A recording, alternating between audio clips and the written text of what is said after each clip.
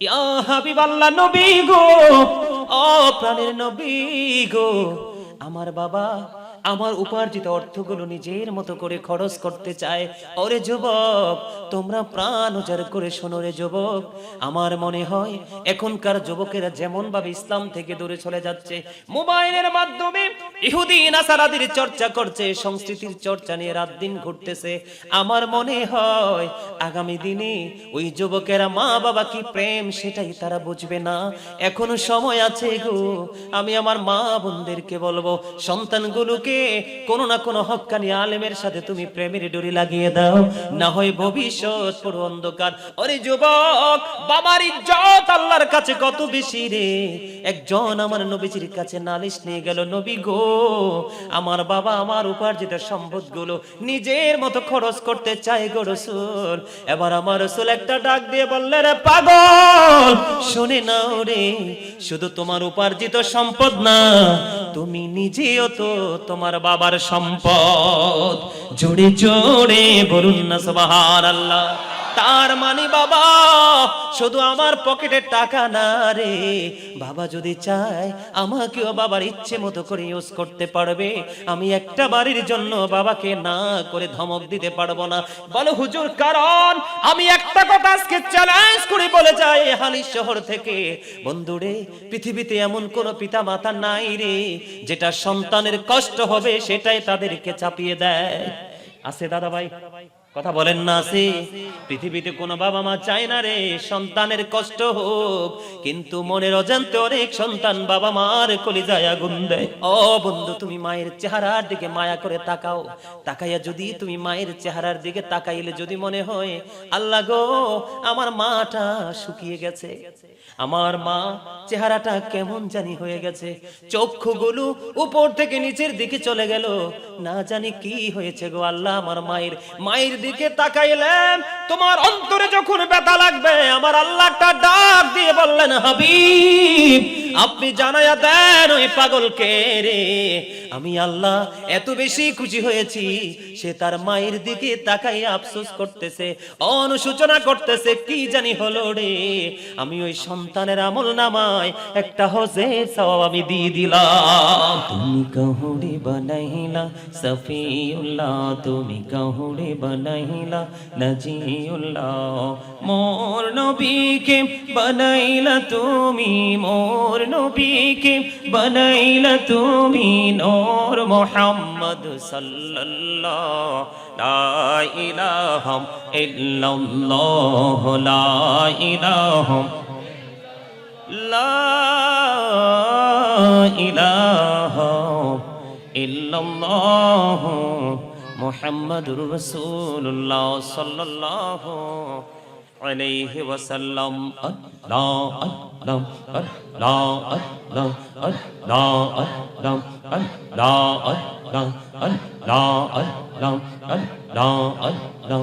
এই নামেতে এত মধু, এই নামেতে এত মধু, জাহালিনি তো আগের দয়াল, জাহালিনি তো আগে। যতই জপি নামটি তোমার, যতই জপি নামটি তোমার, ততই মধুর লাগে রে দয়াল, ততই মধুর লাগে।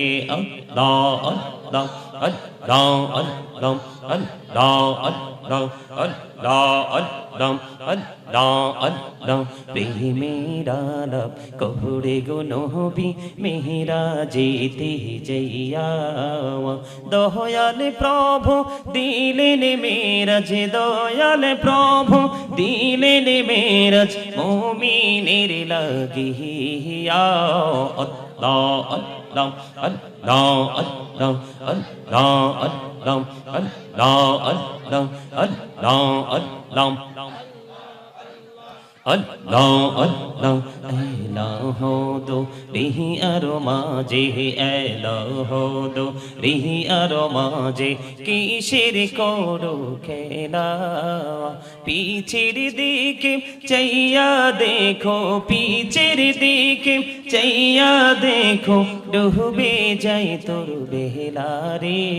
আল্লাহ আল্লাহ আল্লাহ আল্লাহ আল্লাহ আল্লাহ ডাইকা হইলেন আল্লাহর ওলি শাহজালাল নামজার শুনি সরে মহানদী পারে হয়ে যায় সরে মহানদী পারে হয়ে যায় বিছানা যার পাহা গো আল্লাহ আল্লাহ আল্লাহ আল্লাহ আল্লাহ আল্লাহ লা ইলাহা ইল্লাল্লাহ মুহাম্মাদুর রাসূলুল্লাহ সাল্লাল্লাহু আলাইহি ওয়াসাল্লাম। আল্লাহ রাব্বুল আলামিন বলেছেন ফাযকুরুনি আযকুরুকুম। আল্লাহ বলেছেন তোমরা আমাকে স্মরণ করো আমি তোমাদেরকে স্মরণ করব। সুবহানাল্লাহ বলেন না আরো জোরে আর মহব্বতে সুবহানাল্লাহ বলতে কৃপণতা করবেন না। কেন জানেন? আমার নবী আপনার নবী দু জাহানের বাদশা নবী রাহমাতুল লিল আলামিন তিনি বলে দিয়েছে বন্ধু তোমরা যখন জান্নাতের বাগানে যাও তখন তোমরা জান্নাতের বাগান থেকে ফল কুড়িয়ে কুড়িয়ে তোমরা ফল খেতে থাকো। ইয়া রাসূলুল্লাহ ইয়া হাবিবাল্লাহ নবী নবী গো এই জান্নাতের বাগানের ফলটা কি?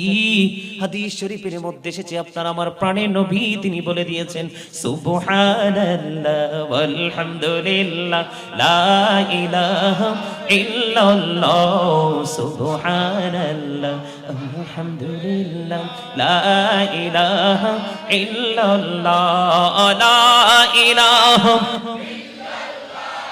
লা ইলাহা ইল্লাল্লাহ আরশে কুরসি লৌহ কলম সৃষ্টি যাহার ওসিলা আরশে কুরসি লৌহ কলম সৃষ্টি যাহার ওসিলা নিজে আল্লাহ খুশি হইয়া নাম রাখিলেন হাবিবুল্লাহ সুবহানাল্লাহ আলহামদুলিল্লাহ লা ইলাহা ইল্লাল্লাহ সুবহানাল্লাহ ওয়ালহামদুলিল্লাহ লা ইলাহা ইল্লাল্লাহ লা ইলাহা লা ইলাহা আল্লাহ মেরে সাথী নাম মিশাইয়া যারে আল্লাহ পাঠাইলা নামের সাথী নাম মিশাইয়া যারে আল্লাহ পাঠাইলা নিজে আল্লাহ দোস্ত বলে তাহার প্রেমে মজিলা সুবহানাল্লাহ আলহামদুলিল্লাহ লা ইলাহা ইল্লাল্লাহ লা ইলাহা লা ইলাহা লা ইলাহা ইল্লাল্লাহ মুহাম্মাদুর রাসূলুল্লাহ সাল্লাল্লাহু আলাইহি ওয়াসাল্লাম। জোরে জোরে বলেন আলহামদুলিল্লাহ। আপনাদেরকে সরে সরে একটু বলে দিলাম সুবহানাল্লাহ বলা আলহামদুলিল্লাহ বলা আল্লাহু আকবার বলা এগুলো জান্নাতের মেহমানদের জান্নাতি খোরাক। কেন জানেন? ওই যে আমি বললাম শুরুতেই প্রত্যেকটা মানুষ ডবল, প্রত্যেকটা পার্সন ডবল পার্সন। আমি আপনাদেরকে একটু এক্সপ্লেইন করি। সেটা হলো এই যে মাথা থেকে পা পর্যন্ত এটা হলো একটা মানুষ। এই মানুষটাকে আল্লাহ কখনো কখনো কোরআনে বলেছেন ইয়া আইয়ুহান নাস, আবার কখনো বলেছেন ইয়া আইয়ুহাল ইনসান। বাংলাতে বলি মানুষ, ঠিক না? আর ইংলিশে কি বলা হয়? মেন অথবা পার্সন, তাই তো?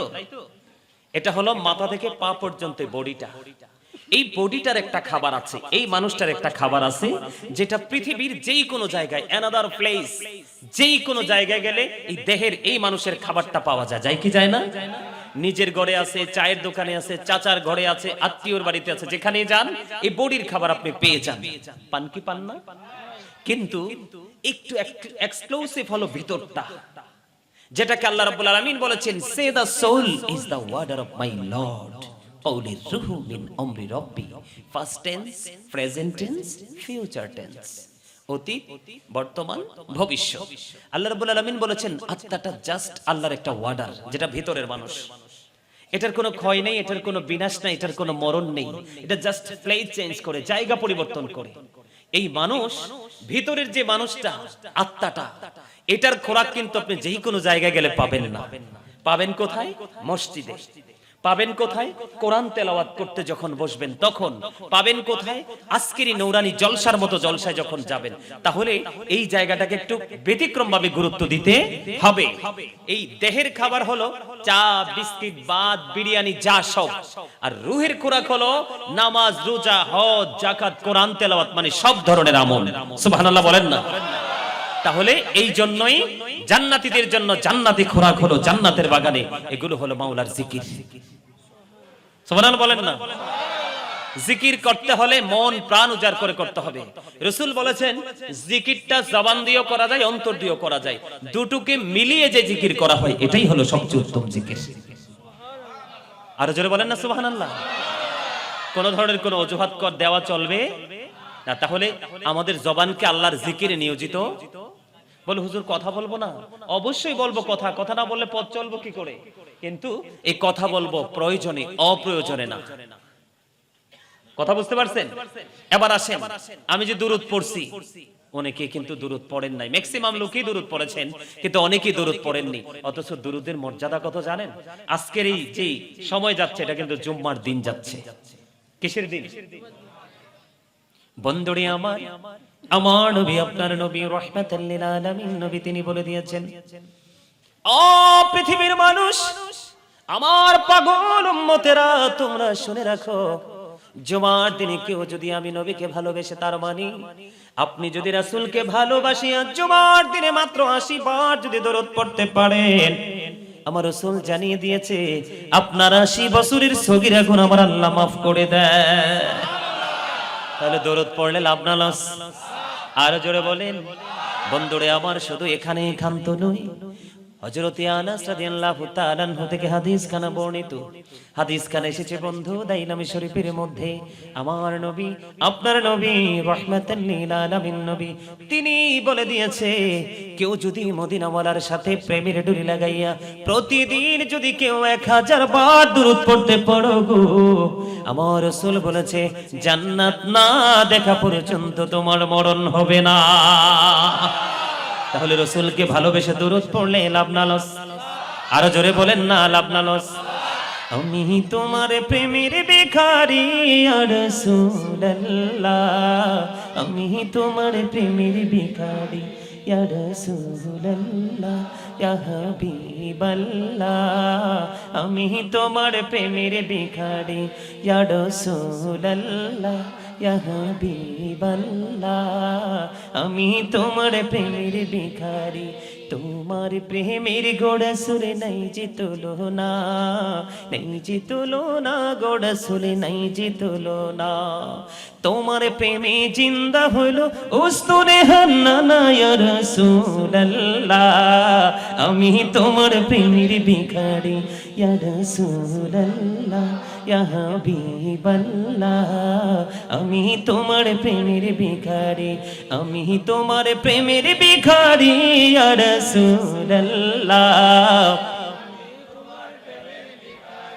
তোমার প্রেমেতে আমার কলিজায় আঙ্গার, কলিজায় আঙ্গার, গোড়া সুরে কলিজায় আঙ্গার।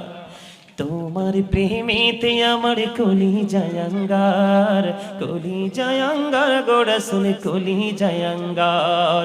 দেখা দিয়ে শান্ত করো সাকিয়ে কৌসার ইয়া রাসূলুল্লাহ, আমি তোমার প্রেমের ভিখারি ইয়া রাসূলুল্লাহ, ইয়া হাবিবাল্লাহ, আমি তোমার প্রেমের ভিখারি, আমি তোমার প্রেমের ভিখারি ইয়া রাসূলুল্লাহ, আমি তোমার প্রেমের ভিখারি।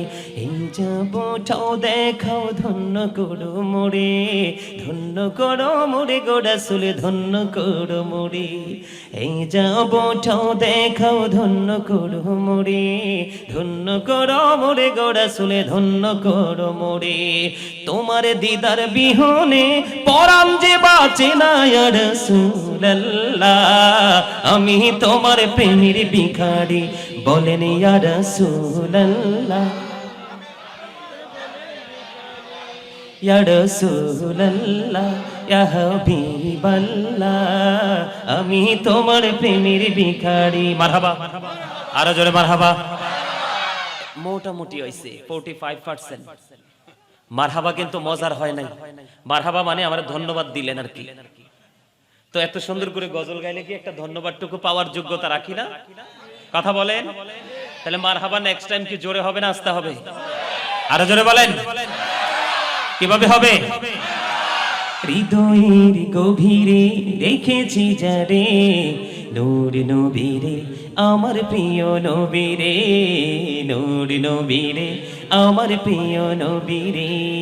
হৃদয়ের গভীরে রেখেছি যারে, নূর নবীরে আমার প্রিয় নবীরে, নূর নবীরে আমার প্রিয় নবীরে।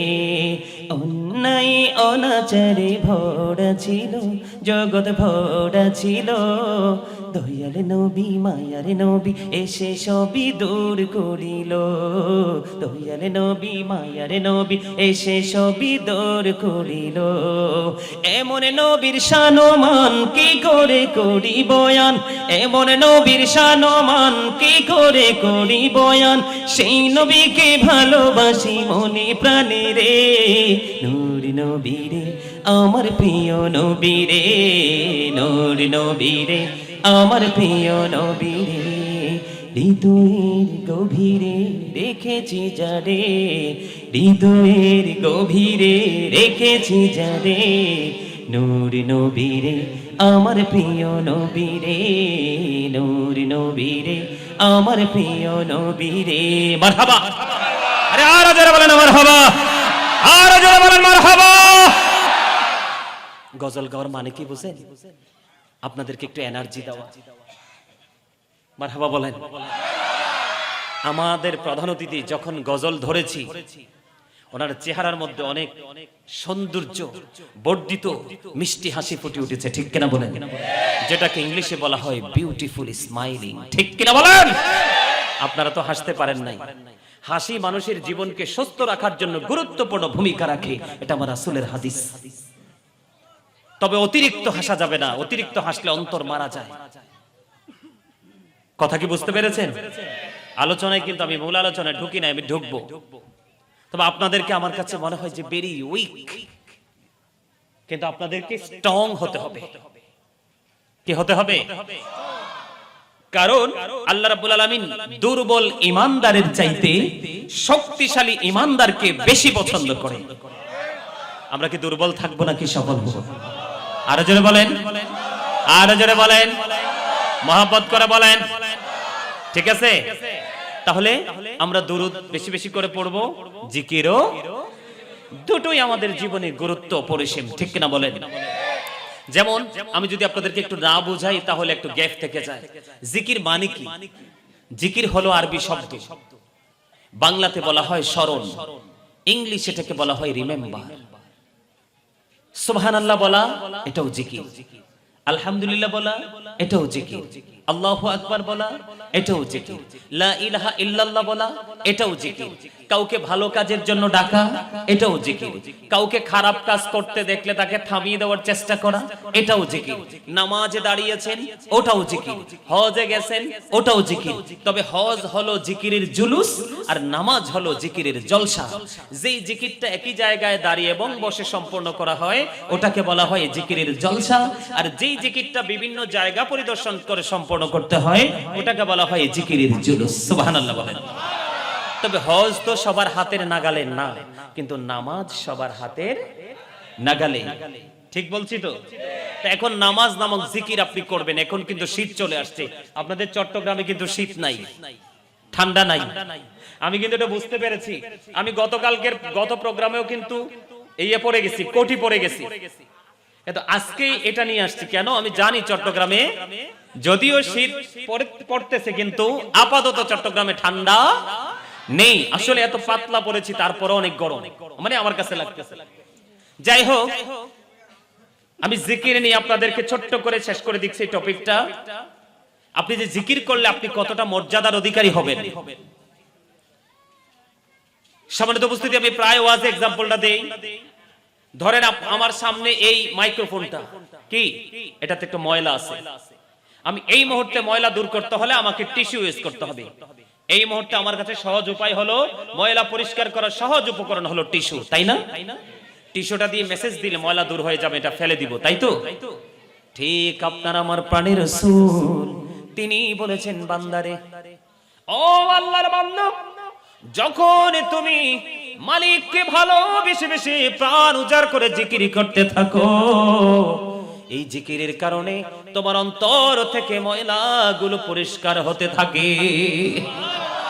জিকির করলে লাভ তো বন্ধুরে আমার, আরো কত লাভ আমি আপনাদেরকে বলি।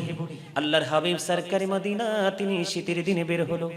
বের হওয়ার পরে তিনি দেখলেন গাছের পাতাগুলো ঝরে ঝরে পড়ছে। আল্লাহর প্রিয় হাবিব সরকারি মদিনা গাছের ঢাল ধরলেন। গাছের ঢাল ধরার পরে বন্ধু গাছের পাতাগুলো আরো বিরামহীন ভাবে ঝরতে শুরু করলো। এই দৃশ্য দেখে আপনার আমার প্রাণের নবীজি আবু জরকে একটা ডাক দিলেন। আবু জর উত্তর দিলেন, লাব্বাইকা ইয়া রাসূলুল্লাহ, আমি হাজির। এই কথা বলার পরে আমার আপনার প্রাণের নবীজি একটা ডাক দিয়ে বললেন, রে আবু জর, ওই গাছের দিকে তুমি চাইয়া দেখো গো, গাছের ডালা থেকে পাতাগুলো শীতের কারণে শুষ্ক হয়ে জোরে জোরে পড়ে যায়। ঠিক তেমনি ভাবে আল্লাহর বান্দাগুলো আল্লাহ রাব্বুল আলামিনকে ভালোবেসে নামাজের মাধ্যমে যখন আল্লাহর কুদরতি কদমে যখন কপালটা দিয়ে সেজদা লাগায়া দিবে, ওই শীতের দিনের গাছের পাতার মতো তার জীবনের গুনাহগুলো ঝরতে থাকবে। তাহলে জিকিরে লাভ না লস? জিকির করার দরকার আছে না নাই? আমরা আজকে থেকে করব কি করব না? ফাযকুরুল্লাহ কিয়ামান, দাঁড়িয়ে দাঁড়িয়ে জিকির করো, কুউদান, বসে বসে জিকির করো, ওয়া আলা যুনুবিকুম, শুয়ে শুয়ে জিকির করো। দাঁড়িয়েও জিকির করা যায়, বসেও জিকির করা যায়, শুয়েও জিকির করা যায়, কিন্তু কোনো অজুহাতে জিকির বন্ধ করা যায় না। আল্লাহ রাব্বুল আলামিন বলেছেন, ইয়া আইয়ুহাল্লাযীনা আমানু যকুরুল্লাহা যিকরান কাসীরা ওয়া সাব্বিহুহু বুকরাতা ওয়া আসীলা। আমার আল্লাহ ঈমানদারকে ডাক দিয়েছেন, কোনো বেঈমানকে নয়, কোনো কাফিরকে নয়, কোনো মুশরিককে নয়, কোনো মুনাফিককে নয়। আমার আল্লাহ বলেছেন, ইয়া আইয়ুহাল্লাযীনা আমানু, ঈমানদারদেরকে মিন করে আমার আল্লাহ বলতেছেন, তোমরা বেশি বেশি করে জিকির করো, সকাল টু সন্ধ্যা আল্লাহর পবিত্রতা স্মরণ করো, জোরে জোরে কন্যা সুবহানাল্লাহ। তাহলে জিকির কি বন্ধ করা যাবে? আল্লাহর জিকিরের সঙ্গে সঙ্গে প্রাণের নবীজির জিকিরও করতে হবে। কারণ আপনি আল্লাহকে পেতে হলে রাসূল লাগবে। আল্লাহকে পাইতে হলে কাকে লাগবে? রাসূলকে লাগবে। রাসূল ছাড়া আল্লাহ রাব্বুল আলামিন কোনোভাবেই বন্ধু রাজি হবে না। আর রাসূলকে যদি আপনি রাজি করতে পারেন, আমার আল্লাহ অটোই আপনার হয়ে যাবে। তাহলে জিকিরের পক্ষে আছেন তো? দুরুদের পক্ষে আছেন তো? প্রতিদিন প্রাণ উজাড় করে দুরুদ এবং জিকির করবেন যতটুকু সম্ভব। ও বন্ধু, এবার আসেন, আমি ছোট্ট একটা আয়াত তেলাওয়াত করেছি, ইয়া আইয়ুহাল্লাযীনা আমানু কু আনফুসাকুম ওয়া আহলিকুম নারা। আমার আল্লাহ বলেছেন, O believers, save yourself and your families from the fire. আল্লাহ আবার ওই ইমানদারকে ডাক দিয়েছেন, কাকে? কথা বলেন না, কাকে? কোন বেঈমান কাফির মুনাফিককে ডাক দেয়নি। মনে রাখবেন, ইমানদারের কাছে আজকের এই জলসা তার জীবনের চাইতে পৃথিবীর সব কিছুর চাইতে নিয়ামত মনে হবে, কিন্তু মুনাফিকের কাছে ফর্মালিটি মনে হবে। বেঈমান কাফের মুশরিক আপনার আমার কাছ থেকে পুরো আলাদা, কিন্তু মুনাফিক আপনার আমার মধ্যেই আছে ছদ্মবেশী। আমার আল্লাহ ইমানদারদেরকে ডাক দিয়েছেন এই কারণে, কারণ আমার আল্লাহ ইমানদার মুত্তাকিদের জন্য বরাদ্দ করে রেখেছে অবর্ণনীয় সুখের জায়গা, যেটাকে ইংলিশে বলা হয় প্যারাডাইস। সুবহানাল্লাহ বলেন না? আরো জোরে বলেন না সুবহানাল্লাহ। আমরা বলি এটাকে জান্নাত হিসাবে চিনি, কারণ আল্লাহ রাব্বুল আলামিন বেঈমান কাফেরদের সম্পর্কে বলেছেন, উইদ্দাতুল কাফিরিন, আল্লাহ জাহান্নাম তৈরি করেছেন কাফেরদের জন্য। ও মুসলমান, এই চট্টগ্রাম হালিশ শহরের মানুষ, ও আমার ভাই, আমার বাবা, তোমরা সবাই হৃদয় করে শোনো। আমার আল্লাহ, আমরা ইমানদার যারা, আমাদেরকে আল্লাহ রাব্বুল আলামিন সচেতন করেছে। আল্লাহ বলেছেন, ইন্নাল কাফিরিনা কানু লাকুম আদুওয়াম মুবিনা। আবার আল্লাহ বলেছেন, the heretics are the eternal enemy of the believers. আল্লাহ বলেছেন, ইমানদারদের প্রকাশ্য শত্রু হলো বেঈমান কাফেরেরা। জুড়ে জুড়ে কন্যা নাউজুবিল্লাহ। আজকের আজকের দিনে মুসলমান নারী পুরুষ ম্যাক্সিমাম সংস্কৃতি তারা বেঈমানদের সংস্কৃতির চর্চা করে কি করে না? চুল কাটার স্টাইল ইহুদিদের, পোশাক পরার স্টাইল ইহুদিদের, নারীদের পোশাক পরার স্টাইল বেঈমান কাফির মহিলাদের, ঠিক কিনা বলেন? বন্ধু আমি সেই দিকে যাই না, কারণ আমার আলোচনাটা ভিন্ন দিকে। আল্লাহ রাব্বুল আলামিন বেঈমান কাফিরদেরকে আল্লাহ রাব্বুল আলামিন অশুভ সংবাদ দিয়েছে, জাহান্নামের খবর দিয়েছে। আল্লাহ রাব্বুল আলামিন বলে দিয়েছেন উইদ্দাতুল মুত্তাকিন, আল্লাহ মুত্তাকিনদের জন্য জান্নাত বরাদ্দ করেছে। মনে রাখবেন সকল মুসলমান মুত্তাকি নয়, কিন্তু সকল মুত্তাকি মুসলমান ইমানদার, ঠিক কিনা বলেন? বন্ধুরে আমার, বেঈমান কাফেররা জাহান্নামী। আরো বড় ভয়ঙ্কর খবর হলো আপনার আমার মাঝে মুনাফিক বসবাস করে, কথা যখন বলে মিথ্যা কথা বলে। কথা কয় না কেন? কথা দিয়ে কথা রাখে না, আমানত দিলে বন্ধু খাইয়া ফালায়, ঠিক কিনা বলেন? আছে না নাই? আর জুড়ে বলেন। বাংলাদেশের মধ্যে মোবাইল নামক এক অসভ্য সাপ বের হয়েছে। এটা ভয়ঙ্কর সাপ, জীবন্ত সাপের বিষ নামানো রোজা পৃথিবীতে আছে, কিন্তু এটা জড় পদার্থের মতো। ওই যে মোবাইল একটা বস্তু, এই সাপে কামড় দিলে বিষ নামানো রোজা পৃথিবীতে নাই। আজকের এই যুব সমাজ ধ্বংস হয়ে গেছে ও বন্ধু মোবাইলের কারণে। মোবাইলের মধ্যে শুধু নষ্ট জিনিস, যেটা মানুষের চরিত্রকে, মানুষের পুরো লাইফটাকে ব্ল্যাক করে দেয়, ঠিক কিনা বলে? আর এই পরিবেশগুলো, এই বাগানগুলো উলামায়ে কেরামদের সংস্পর্শে যখন থাকবে, তার ফিউচারকে ব্রাইট করে দিবে, ঠিক কিনা বলেন? বন্ধুরে আমার বক্তব্য সেই দিকে না। আমার বক্তব্য হলো আপনার আমার মাঝেই বন্ধু মুনাফিক বসবাস করে, কথা যখন বলে মিথ্যা বলে। ও বন্ধু মুনাফিক দুইটা উপাধি পেল। আল্লাহ রাব্বুল আলামিন বলেছেন the hypocrites will be in the lowest place of hell. মুনাফিকরা জাহান্নামের একেবারে সর্বনিম্ন স্তরে থাকবে। ইন্নাল মুনাফিকিনা ফিদ দারকিল আসফালি মিনান নার। মুনাফিকদের জন্য বরাদ্দ জাহান্নামের একেবারে লোকাল প্লেস, সবচেয়ে নিকৃষ্ট জায়গা। বন্ধুরে আমার, এই জন্য আল্লাহ বেঈমান কাফের মুশরিককে ডাক দেয়নি। আল্লাহ রাব্বুল আলামিন একবারে যতবার ডেকেছেন মুমিনকে কেন্দ্র করে, ঈমানদারকে কেন্দ্র করে, আল্লাহ বলেছেন ঈমানদারদেরকে ডেকে বলেছেন save yourself and your families from the fire. ঈমানদারকে আমার আল্লাহ ডেকে বলেছেন তুমি জাহান্নাম থেকে বাঁচো এবং তোমার পরিবারকেও, আহলকেও জাহান্নাম থেকে বাঁচাও। আপনাকে বাঁচতে হবে এবং আপনার পরিবারকেও বাঁচাতে হবে। বাঁচাতে হলে আপনাকে কি করতে হবে বন্ধু? আপনার জীবনে সবচেয়ে বড় কাজ হলো বন্ধু, কাছে হোক বা দূরে হোক, যেখানেই থাকো, আপনি আপনার জীবনে একজন হক্কানি আলেমকে, হক্কানি একজন আল্লাহর ওলিকে আপন করে নেবেন। পারবেন না? এটা আমার কথা নয়, আমি গাজী সুলাইমান, আমার কোনো কথা, আমি মন গড়া কথা বলার অভ্যাস নাই বন্ধু। আপনারা জেনে শুনে বুঝে আমাকে ইনভাইট করেছেন, দাওয়াত দিয়েছেন, ঠিক কিনা বলেন? আমি এটাকে অত্যন্ত পবিত্র এবং গুরুত্বপূর্ণ মনে করি, কারণ এই চেয়ারে মালিক সবাইকে বসায় না, যাকে মনোনীত করে দেন তাকে আল্লাহ চেয়ারের অধিকারী করেন, ঠিক কিনা বলেন? বন্ধুরে আমার আল্লাহ বলেছে, আবার বলছি মনটা দিয়ে শুনেন, আবার আল্লাহ বলেছেন join with my dear people. আল্লাহ বলেছেন আমার প্রিয় লোকেদের সাথে যুক্ত হও। আল্লাহ বলেছেন কাম টু মাই প্যারাডাইস, আমার জান্নাতে চলে আসো। আর জোরে কন্যা সুবহানাল্লাহ। আল্লাহ কোরআনে বলেছেন ফাদখুলি ফি ইবাদি ওয়াদখুলি জান্নাতি। আমার আল্লাহ বলেছেন আমার প্রিয় লোকেদের সাথে যুক্ত হও আর আমার জান্নাতে চলে আসো। হুজুর আপনার প্রিয় লোকগুলোকে, আল্লাহ গো আপনার প্রিয় বান্দাগুলোকে, তারা হলো হক্কানি আলেম এবং হক্কানি আল্লাহর ওলিরা। কারণ আল্লাহ কোরআনে বলেছেন ইন্নামা ইয়াখশাল্লাহ মিন ইবাদিহিল উলামা। পৃথিবীর বুকে যত মানুষ আছে, পৃথিবীর বুকে যত মানুষ আছে, এর মধ্যে ইমানদারেরা বন্ধু আছে। ইমানদারদের মধ্যে সর্বশ্রেষ্ঠ হলো আলেমরা, কারণ আলেমরা আল্লাহকে সত্যিকার অর্থে ভয় করে। এটা আমার আল্লাহ পবিত্র কালামুল্লাহ শরীফ থেকে প্রমাণ করেছেন। জোরে জোরে বলনা সুবহানাল্লাহ। যদি মানুষগুলো সত্যিকার অর্থে আলেমদের সাথে প্রেমের টুরি লাগিয়ে দিত, তাহলে এই সমাজের মধ্যে বাবা মার কলিজায় আগুন লাগতো না।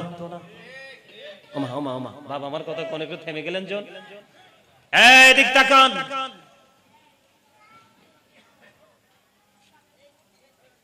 একটা সাউন্ড দেওয়া যাবে না এই সীমানায়। যদি আলেমদেরকে ভালোবাসতো, সত্যিকার অর্থে যদি ভালোবাসতো, তাহলে বন্ধু, এই বর্তমানে সমাজের মধ্যে মা বাবার কলিজায় আগুন জ্বলতো না। বন্ধু, আপনারা মানেন বা না মানেন, আপনারা যেমন একটা মহল্লায় আছেন, আমিও তেমন একটা মহল্লায় আছি। পৃথিবীতে বিশেষ করে বাংলাদেশের জমিনে বন্ধু, বাংলাদেশ ইহুদি নাসারাদের দেশে মা বাবা চাইলেও সন্তানকে শাসন করতে পারে না। যদি শাসন করে, আপনাদের ইউরোপে যদি কোনো আপন স্বজন থাকে বলবেন গাজী হুজুর বলে গেছে, ইউরোপ কান্ট্রিগুলো এত বন্ধু নোংরা, ওখানে মুসলমানদের কোনো কালচার নাই, তাদের কালচারে পথ চলতে হয়। সন্তানদেরকে প্রেসার দিতে পারে না, কোনো শাসন করতে পারে না, আইনি পানিশমেন্ট বাবা মাকে নিতে হয়। উন্মুক্ত ওই দেশটা বন্ধু, এই জন্য নোংরামি করেও মানুষ এটাকে নোংরা কাজ মনে করে না। আমি সেই দিকে যাই না। আমার আপনার বাংলাদেশ, ঠিক কিনা বলেন? আরো জোরে বলেন। I love my country and country's people. আমি আমার দেশকে ভালোবাসি, দেশের মানুষকে ভালোবাসি, কারণ এই দেশও আমার, এই দেশের মানুষগুলো আমার, আমিও আমার দেশের, ঠিক কিনা বলেন? এই কারণে বললাম, এই বাংলাদেশের আকাশ দিন দিন বন্ধু কালো মেঘে ঢাকা পড়ে যাচ্ছে। আপনি যত বড় আল্লাহ বলা হন, যত বড় হাজী সাহেব হন, যত বড় দানবেরি হন, যদি আপনার বাবা মার সাথে যদি ভালো সম্পর্ক না থাকে, তাহলে আপনার ঠিকানা হবে জাহান্নাম।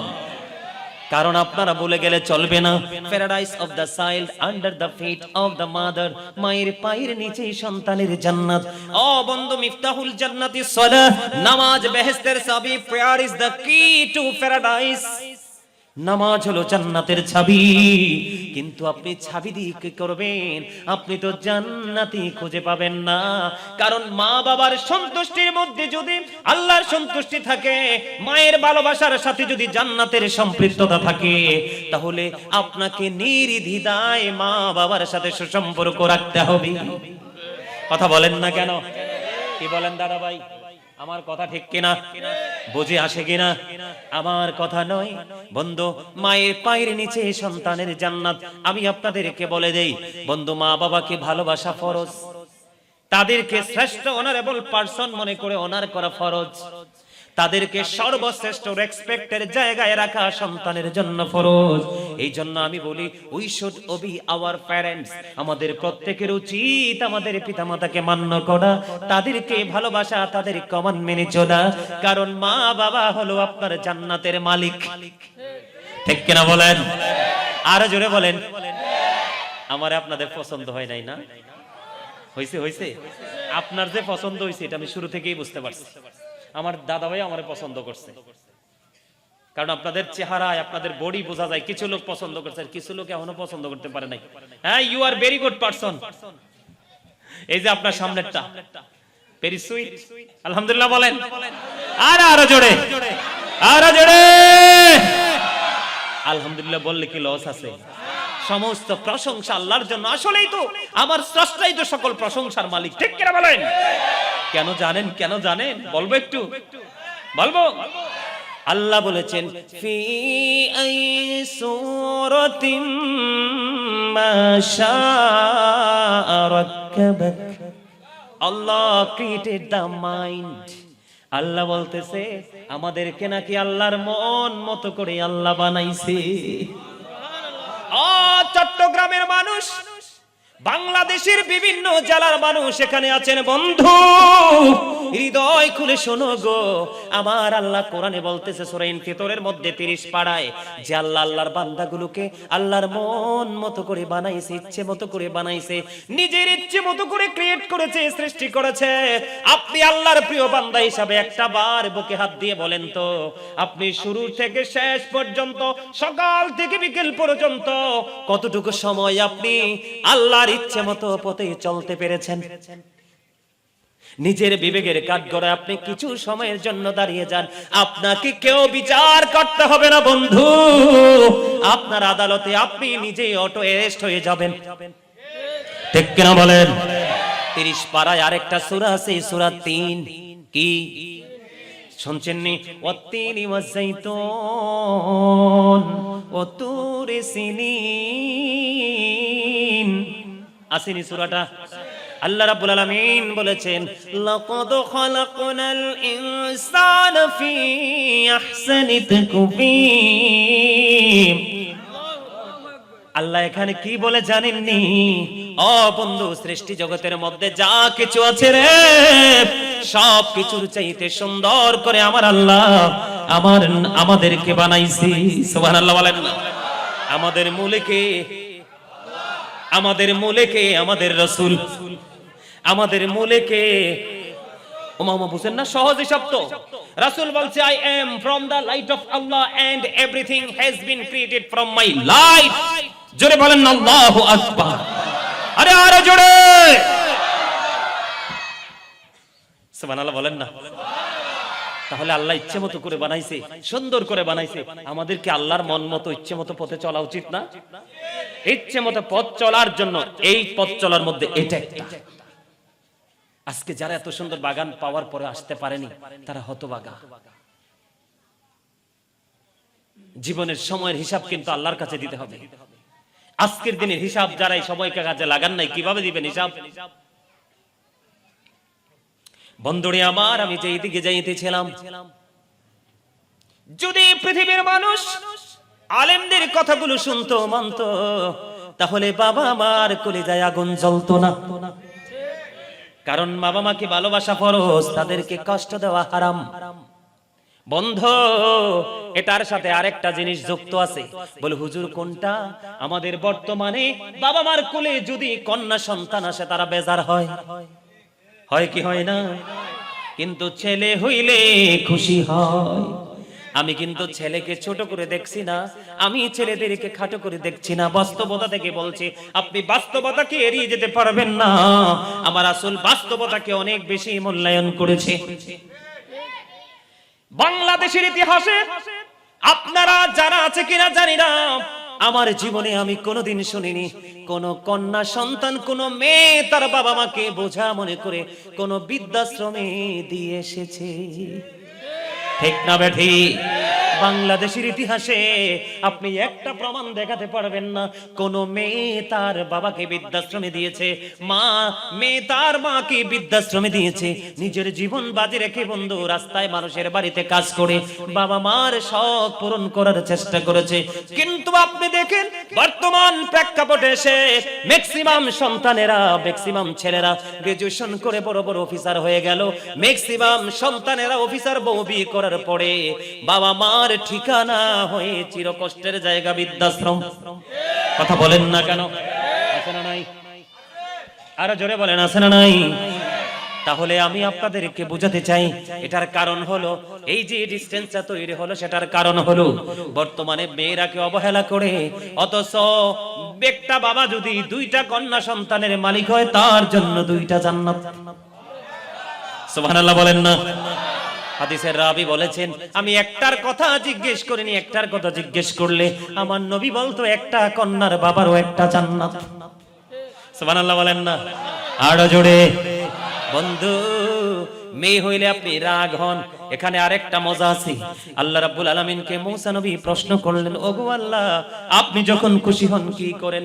আল্লাহ কয়, মূসারে জানতে চাও? ও মালিক, জানতে চাই। আমার আল্লাহ বললেন, মূসারে, আমি যখন খুশি হই আমি পৃথিবীতে পাঠিয়ে দেই বৃষ্টি। সুবহানাল্লাহর আওয়াজটা কমে গেছে না? আরো জোরে বলেন। আমি পৃথিবীর বুকে পাঠিয়ে দেই বৃষ্টি। আল্লাহ গো, তুমি যদি আরো বেশি খুশি হও, আমার আল্লাহ বলেছেন বাবা মার কোলে তুলে দেই কন্যা সন্তান। ও আল্লাহর একটা কি, আমার আল্লাহ বলেছেন আমি কারো বাড়িতে পাঠিয়ে দেই মেহমান। এই তিনটা আল্লাহর রহমত, এই তিনটাই বাঙালি বিরক্ত। আমিন বলেন না। ওনার মেয়ে চারটা, জান্নাত সবটি ওনার দখলে। আলহামদুলিল্লাহ বলেন না। আরে আরে জোরে কথা বলেন, বিরক্ত কিনা? বৃষ্টি যদি একটু বেশি হয়, আসমান ছিদ্র হয়ে গেছে বলে কি বলে না? হ্যাঁ জানি তো। সামনে আসে পড়েন, সামনে চলে আসেন, চেয়ার নিয়ে আসেন। আরে না, সামনে আসেন, আসেন আসেন। আপনি সোফাটা লাগাই বসেন, এই বসেন, আপনিও বসেন, ওদিকে চেয়ার দিয়ে বসেন, বসেন। আমার কথা কি আপনি বুঝতেছেন? বৃষ্টি কন্যা সন্তান যদি আসে, সমাজের মানুষে বলে মুখের তো মাইয়া হইছে, সুন্দর করে কিন্তু কয় না, ঠিক কিনা বলেন? অথচ মেয়েদের বাজারে আগে ঠিক কিনা বলেন? আপনি যদি আপনার মেয়েটাকে সুন্দর করে লালন পালন করেন, এই যুগে মেয়েদের দাম যে এত কম, কিছু লোক মনে করে, আমরা মনে করি না, আলেমরা মনে করে না। আপনি যদি মেয়েটাকে সুন্দর করে লালন পালন করে পর্দায় রাখতে পারেন, ভিআইপি পরিবার আপনার ফ্যামিলির দিকে সিরিয়াল দিবে। ঠিক কিনা বলেন? আর জোরে বলেন। আর বৃষ্টি যদি একদিনের বেশি 2 দিন হয়, কয় আসমান ছিদ্র হয়ে গেছে, অথচ বৃষ্টি আসমান থেকে আসে না। আবার আল্লাহর কুদরতে একটা একটা ফেরেশতা একটা একটা করে বৃষ্টির ফোঁটা জমিনে নিয়ে আসে। আর জোরে বলেন না সুবহানাল্লাহ। আর জোরে। আর এখনকার মেহমান আসলে তো মানুষ কি হয়ে যায়, রাগ তো এত রাগ হয় বাজারের ব্যাগ পর্যন্ত লুকাই ফেলে। ঠিক কিনা বলে? আর জোরে। ভুল কইছিনি কোন? তাহলে আমরা ভালো হব কেমন করে, আমাদের ঘরে রহমত আসবে কেমন করে, আমরা চরিত্রবান হব কেমন করে? এই জন্য আমার আল্লাহ বলেছে, পৃথিবীর বুকে তোমার 1 কোটি বন্ধু থাকুক, অসংখ্য গণিত ফ্রেন্ড সার্কেল থাকুক, এর মধ্যে তুমি একজন আলেম, তুমি হক্কানি আলেম বেছে নাও, কারণ পৃথিবীতে সব আলেমও হক না। আমার রাসূল বলে গেছে, কিয়ামতের আলামতের মধ্যে একটা আলামত হলো দুনিয়াতে ভণ্ড আলেম। কি আলেম? সঠিক এলেম তাদের থাকবে না, মন গড়া ফতোয়া দিতে থাকবে, আর সাধারণ মানুষ পথভ্রষ্ট হতে থাকবে, সমাজের মধ্যে মারামারি কাটাকাটি ঝগড়া হতে থাকবে। ঠিক কিনা বলে? এই জন্য আমার আল্লাহ বলেছেন, ফাদখুলি ফি ইবাদি ওয়াদখুলি জান্নাতি। আমার আল্লাহ বলেছেন, join with my dear people, come to my paradise. আপনার জীবনে একটা হক্কানি আলেমকে ভালোবেসে আপনি আপন করে নেন, আপনার জীবনে কোনোদিন কোনো প্রতিকূল পরিবেশ আসবে না। ঠিক কিনা বলেন? বন্ধুরে আমার, এই জন্য বললাম, এই পৃথিবীর বুকে ছেলেরাই বাবা মাকে বৃদ্ধাশ্রমে দেয়, সেটার একটা মাত্র কারণ আপনার আমার প্রাণের রাসূল তিনি বলেছেন, আদিবু আওলাদাকুম আলা সালাতি খিসানিন, হুব্বি নাবিকুম ওয়া হুব্বি আহলি বাইতিহি ওয়া আলা কিরাতিল কুরআন। রাসূল বলেছেন, তোমরা তোমাদের সন্তানদেরকে 3টি বিষয় শিক্ষা দাও। হুজুর কি কি? আমার রাসূল বলেছেন, হুব্বি নাবিকুম, teach the love of the prophet, নবীর ভালোবাসা শিখাও, নবীর মহব্বত শিখাও। এই প্রেম, ঈমান এবং ফরজ। সুবহানাল্লাহ কর না কেন? নবীর ভালোবাসেন না? নবী পৃথিবীর কারো একা না, এই পৃথিবীর বুকে যত সৃষ্টি, সকল সৃষ্টির নবী হলো আপনার আমার নবী।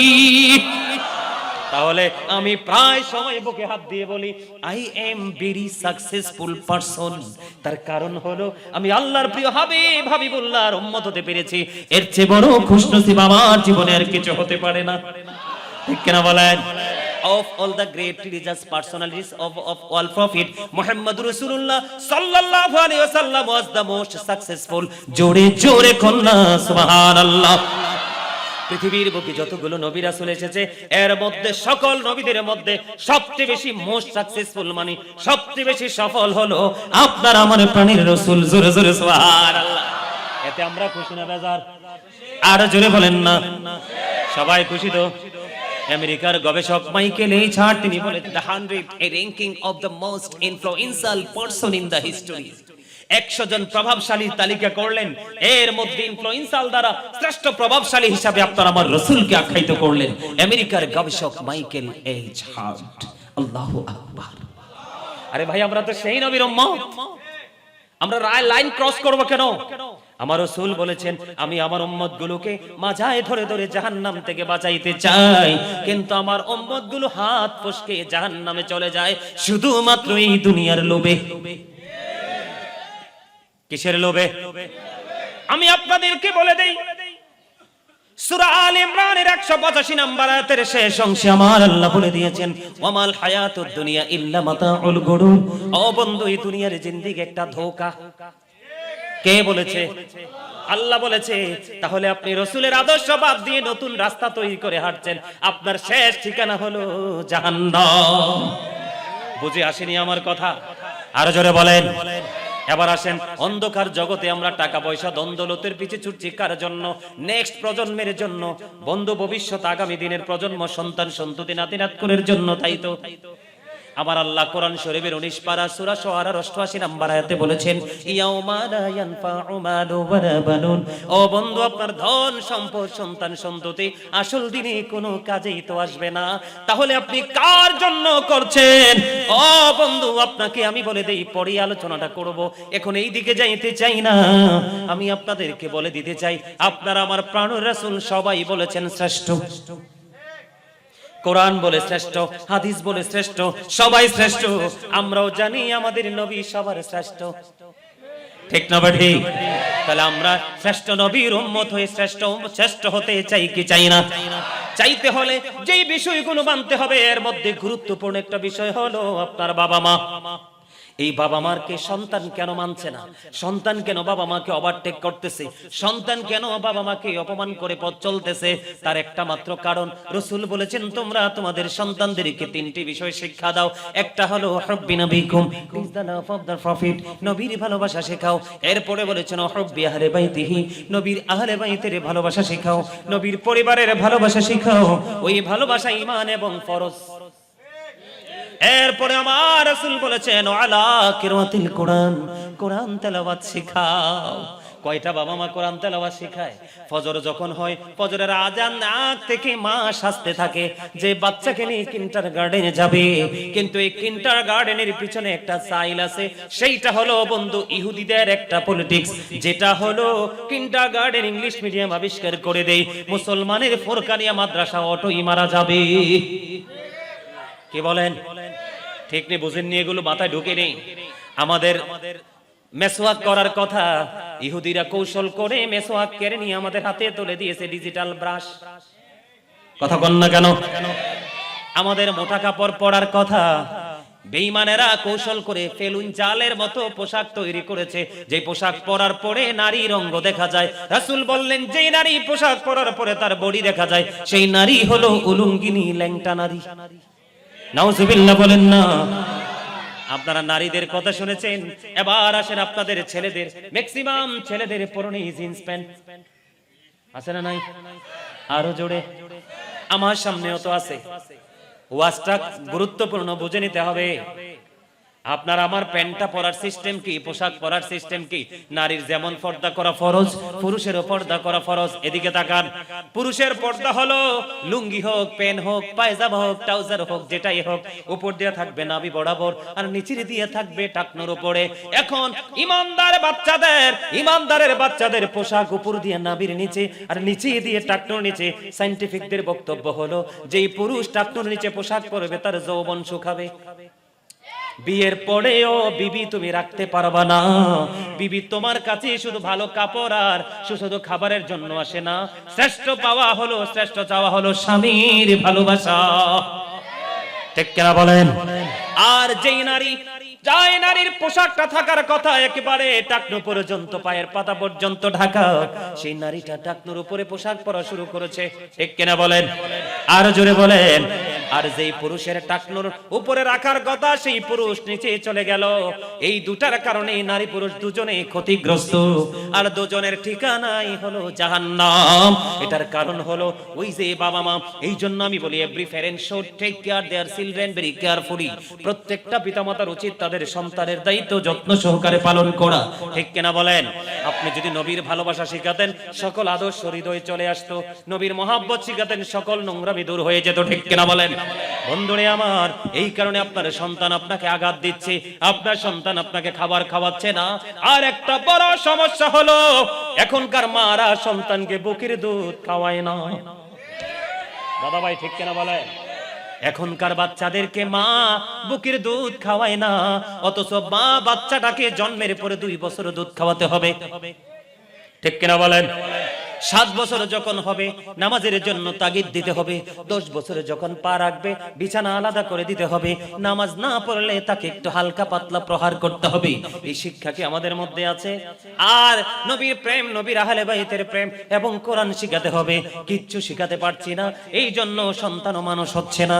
বন্ধুরে আমার, এই মানুষ না হওয়ার কারণে সন্তানকে আঘাত দেয়। আমি এখন বলি, মা বাবা না হয় পড়াই নাই, কি করে নাই? মা বাবা না হয় শিখায় নাই।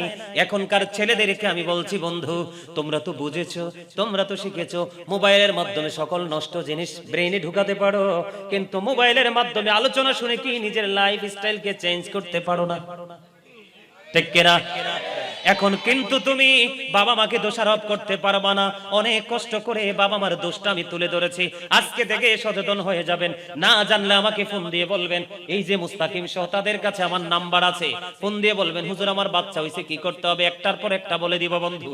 এটা হলো মা বাবার দোষ। এবার সন্তানের দোষ হয়ে প্রাপ্তবয়স্ক হওয়ার পরে 3 রাস্তার মোড়ে একটা মেয়েকে ডিস্টার্ব করতে হবে, এটা বোঝো।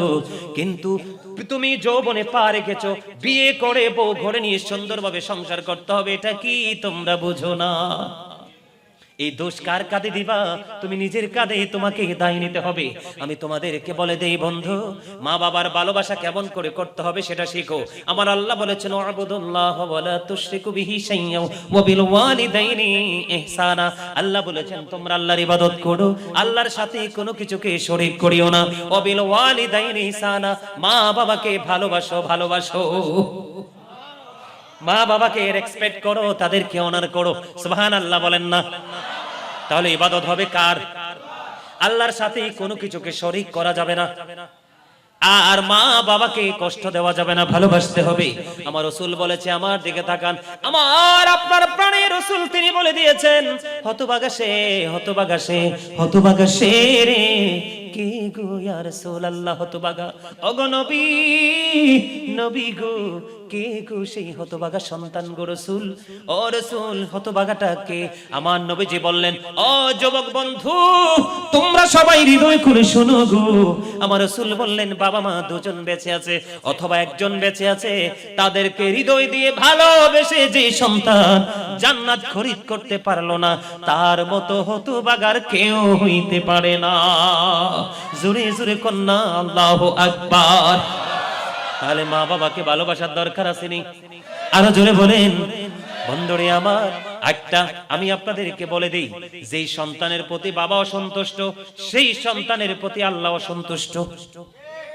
আল্লাহ যদি কোনো বান্দার প্রতি নারাজ থাকে, তার উপায় আসেনি? তার দুনিয়া আখিরাতে বাড়িঘর কোথাও আসেনি? বন্ধু, একজন আমার নবীর কাছে দরখাস্ত নিয়ে গেলেন, ইয়া রাসূলুল্লাহ, ইয়া হাবিবাল্লাহ, নবী গো, আমার বাবা আমার উপার্জিত অর্থগুলো নিজের মতো করে খরচ করতে চায়। গভীর মনোযোগ। ও যুবক বন্ধু, আমার আজকে মিশন হলো, আমার আজকে টার্গেট হলো, কু আনফুসাকুম ও আহলিকুম নার, save yourself and your families from the fire. আমার মিশন হলো, আমিও বাঁচবো, আপনারা আমার আওলাদ, আপনারা আমার একই, আপনাদেরকেও বাঁচানোর চেষ্টা আমি করে যাব। ঠিক কিনা বলেন? কিন্তু আপনারা বাঁচবেন তখনই যখন হৃদয় দিয়ে শুনে ব্রেইনে ক্যাচ করবেন, কাউন্টিং করবেন, ব্রেইনে যখন সেটআপ দিয়ে দিবেন, আগামী দিন থেকে অটোই আপনার মানসিকতা পরিবর্তন হয়ে যাবে। ঠিক কিনা বলেন? পৃথিবীতে আমার রাসূলের পরে যদি পৃথিবীতে আমি কাউকে ভালোবাসি, সেটা হলো আমার মা। শ্রেষ্ঠ আমার কে? আগে, তারপরে আমার বাবা। বলে যে বাবাকে ছোট করেছেন না, আমার রাসূল তো রাস্তা দেখিয়ে দিয়েছে।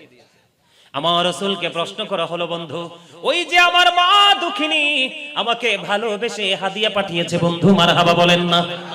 আল্লাহ গো, আমার ওই মা দুঃখিনীকে তুমি কবুল করে নিও। আল্লাহ, ওনার সন্তান থাকলে মানুষের মতো মানুষ হিসেবে তুমি কবুল করে নিও, আমিন। আরো জোরে বলেন না আমিন। আমার মা আমাকে হাদিয়া দিল, আমি হাদিয়াটা ইজ্জতের সাথে আমার পকেটে ঢুকিয়ে নিলাম, এবং আমার সেই মায়ের ভালোবাসাকে কেন্দ্র করে চমৎকার একটা হাদিস শরীফ আমার মনে গিয়ে পড়ে গেল। আমার রাসূলকে প্রশ্ন করলেন, ও নবী গো, আমার কাছ থেকে সবচেয়ে বেশি ভালোবাসা পাওয়ার, সম্মান পাওয়ার, ইজ্জত পাওয়ার হক কার বেশি? আমার রাসূল বললেন, ক্বালা উম্মুকা, তোমার মা। ক্বালা সুম্মা মান, তারপরে কে গো রাসূল? আমার রাসূল বললেন, ক্বালা উম্মুকা, তোমার মা। আবার প্রশ্ন করলেন, ক্বালা সুম্মা মান, তারপরে কে? আমার রাসূল বললেন, ক্বালা উম্মুকা, তোমার মা। আবার প্রশ্ন করলেন, ক্বালা সুম্মা মান, ইয়া রাসূলুল্লাহ, তারপরে কে গো? আমার রাসূল বললেন, ক্বালা আবুকা, তোমার বাবা। জোরে জোরে কন্যা সুবহানাল্লাহ। মায়ের শানে কি একটা গজল গাইবো? আপনারা কি শুনবেন? আরো জোরে বলেন। আমার মা নাই, আমার বাবা নাই, দয়াল রে দয়াল, আমার কি মা ডাকার স্বাদ নাই রে, আমার কি বাবা ডাকার স্বাদ নাই রে, ভুলি না আমার মা নাই, আমার বাবা নাই, দয়াল রে দয়াল। আমার কি মা ডাকার স্বাদ নাই রে, আমার কি বাবা ডাকার স্বাদ নাই রে। ঘরে যাইয়া সবাই দেখে মা জননীর মুখ, বাবা যখন মাথায় হাত দে ভুলে যায় সব দুঃখ। আমার মা নাই, আমার বাবা নাই, দয়াল রে দয়াল। আমার কি মা ডাকার স্বাদ নাই রে, আমার কি বাবা ডাকার স্বাদ নাই রে, ভুলিন শয়নে স্বপনে শুধু মা তোমার কথা মনে হয়। কতদিন দেখি না তোমার, ভুলে কি গেছো আমায়, ভুলে কি গেছো আমায়। আদর সোহাগ মাগো আর কোথা পাবো, কারা চলে আমি নিজেকে জড়াবো। আদর সোহাগ মাগো আর কোথা পাবো, কারা চলে আমি নিজেকে জড়াবো। কার কাছে ধরবো মিছে বায়না, তোমার মতো কেহ নাই, শয়নে স্বপনে শুধু মা তোমার কথা মনে হয়। বলেন শয়নে স্বপনে শুধু মা তোমার কথা মনে হয়। কতদিন দেখি না তোমায়, ভুলে কি গেছো আমায়, ভুলে কি গেছো আমায়। আমার ভুবন জুড়ে শুধু দুঃখ জ্বালা, কে আর পড়াবে আমায় সুখের সে মালা। আমার ভুবন জুড়ে শুধু দুঃখ জ্বালা, কে আর পড়াবে আমায় সুখের সে মালা। কপলে কে দেবে আর কাজলে রুটি, তুমি জেনে ধরাই, শয়নে স্বপনে শুধু মা তোমার কথা মনে হয়। মারহাবা বলেন না দাদা ভাই? দেখছেন ওই যে দেখেন আমার চাচার দিকে তাকায়া, চোখের ফানি যেন ঝর্ণা। এই চোখের ফানি বিফলে যাবে না। মা এমন একটা শব্দ, এই শব্দের মধ্যে শুধু প্রেম আর প্রেম। পৃথিবীর সকল আঁচল আপনার জন্য বন্ধ হয়ে গেলেও, পৃথিবীর সকল মানুষের কাছে আপনি খারাপ হয়ে গেলেও, একটা আঁচল চির অমর, সেটা হলো মায়ের আঁচল। একটা আশ্রয় আপনার চির অমর, সেটা হলো বাবার ছায়ার নিচে। আল্লাহ বাবা মাকে প্রাণ উজাড় করে ভালোবাসার তৌফিক দিক করুন, আমিন। বন্ধুরি আমার, আমার নবীজিকে গিয়ে প্রশ্ন করলো, ইয়া রাসূলুল্লাহ, ইয়া হাবিবাল্লাহ, নবী গো, ও প্রাণের নবী গো, আমার বাবা আমার উপার্জিত অর্থগুলো নিজের মতো করে খরচ করতে চায়। ওরে যুবক, তোমরা প্রাণ উজাড় করে শোনো রে যুবক, আমার মনে হয় এখনকার যুবকেরা যেমন ভাবে ইসলাম থেকে দূরে চলে যাচ্ছে, মোবাইলের মাধ্যমে ইহুদি নাসারাদের চর্চা করছে, সংস্কৃতির চর্চা নিয়ে রাত দিন ঘুরতেছে।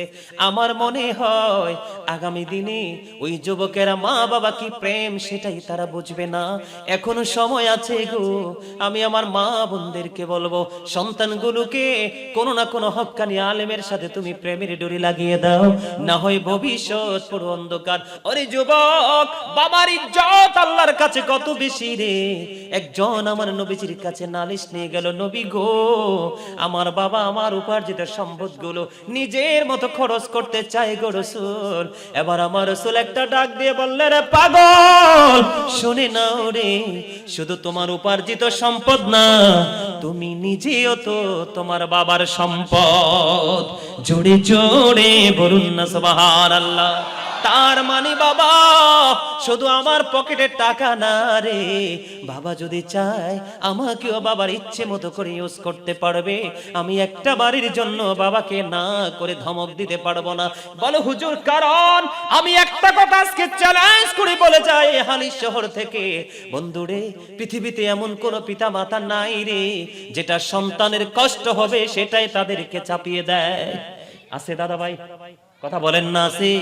পৃথিবীতে কোনো বাবা মা চায় না রে সন্তানের কষ্ট হোক, কিন্তু মনের অজান্তে অনেক সন্তান বাবা মার কলিজায় আগুন দেয়। দেয় কি দেয় না? আরো জোরে বলেন, দেয় কি দেয় না? এবার আমি মায়ের দিকে তাকাই রে। ও বন্ধু, তুমি মায়ের চেহারার দিকে মায়া করে তাকাও।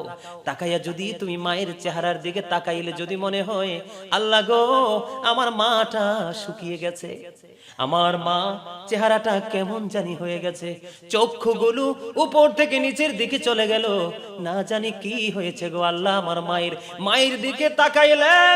তোমার অন্তরে যখন ব্যথা লাগবে, আমার আল্লাহ একটা ডাক দিয়ে বললেন, হাবিব, আপনি জানায়া দেন ওই পাগলকে রে, আমি আল্লাহ এত বেশি খুশি হয়েছি, সে তার মায়ের দিকে তাকাই আফসোস করতেছে, অনুশোচনা করতেছে, কি জানি হলো রে।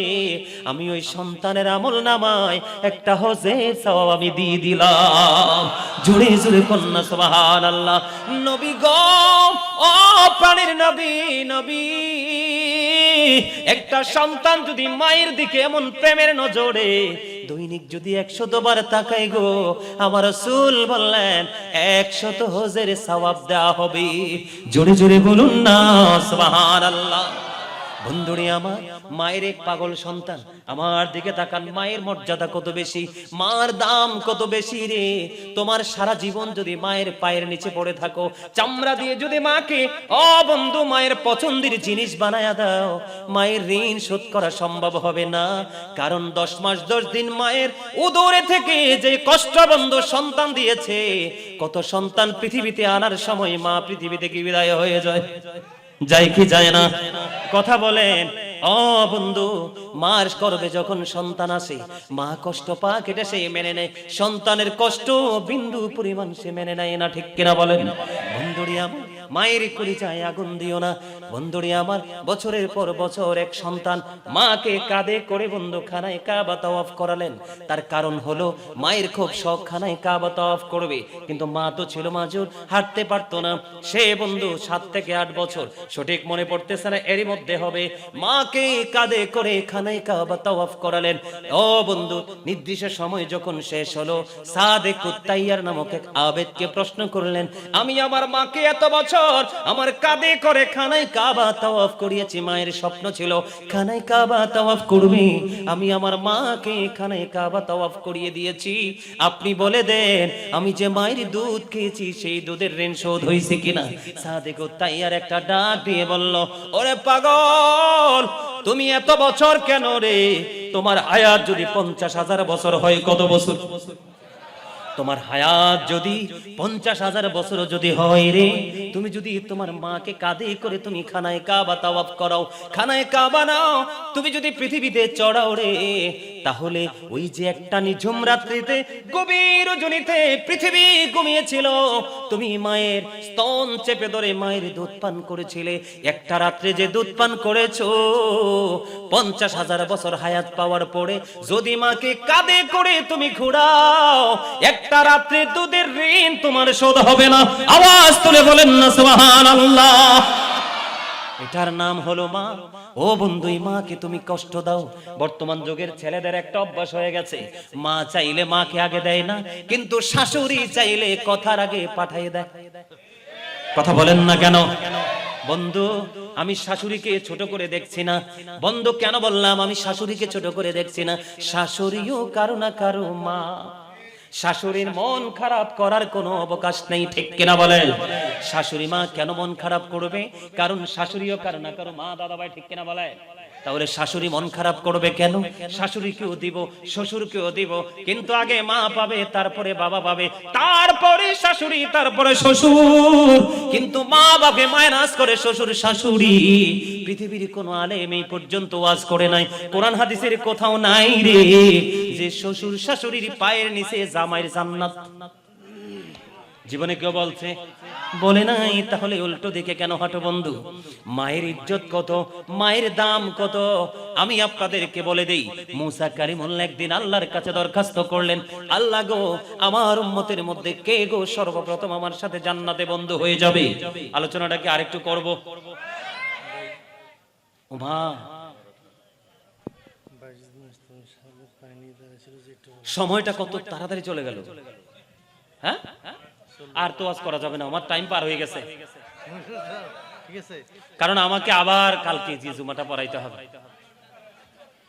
আমার তো ঘড়ির কথা মনে নেই।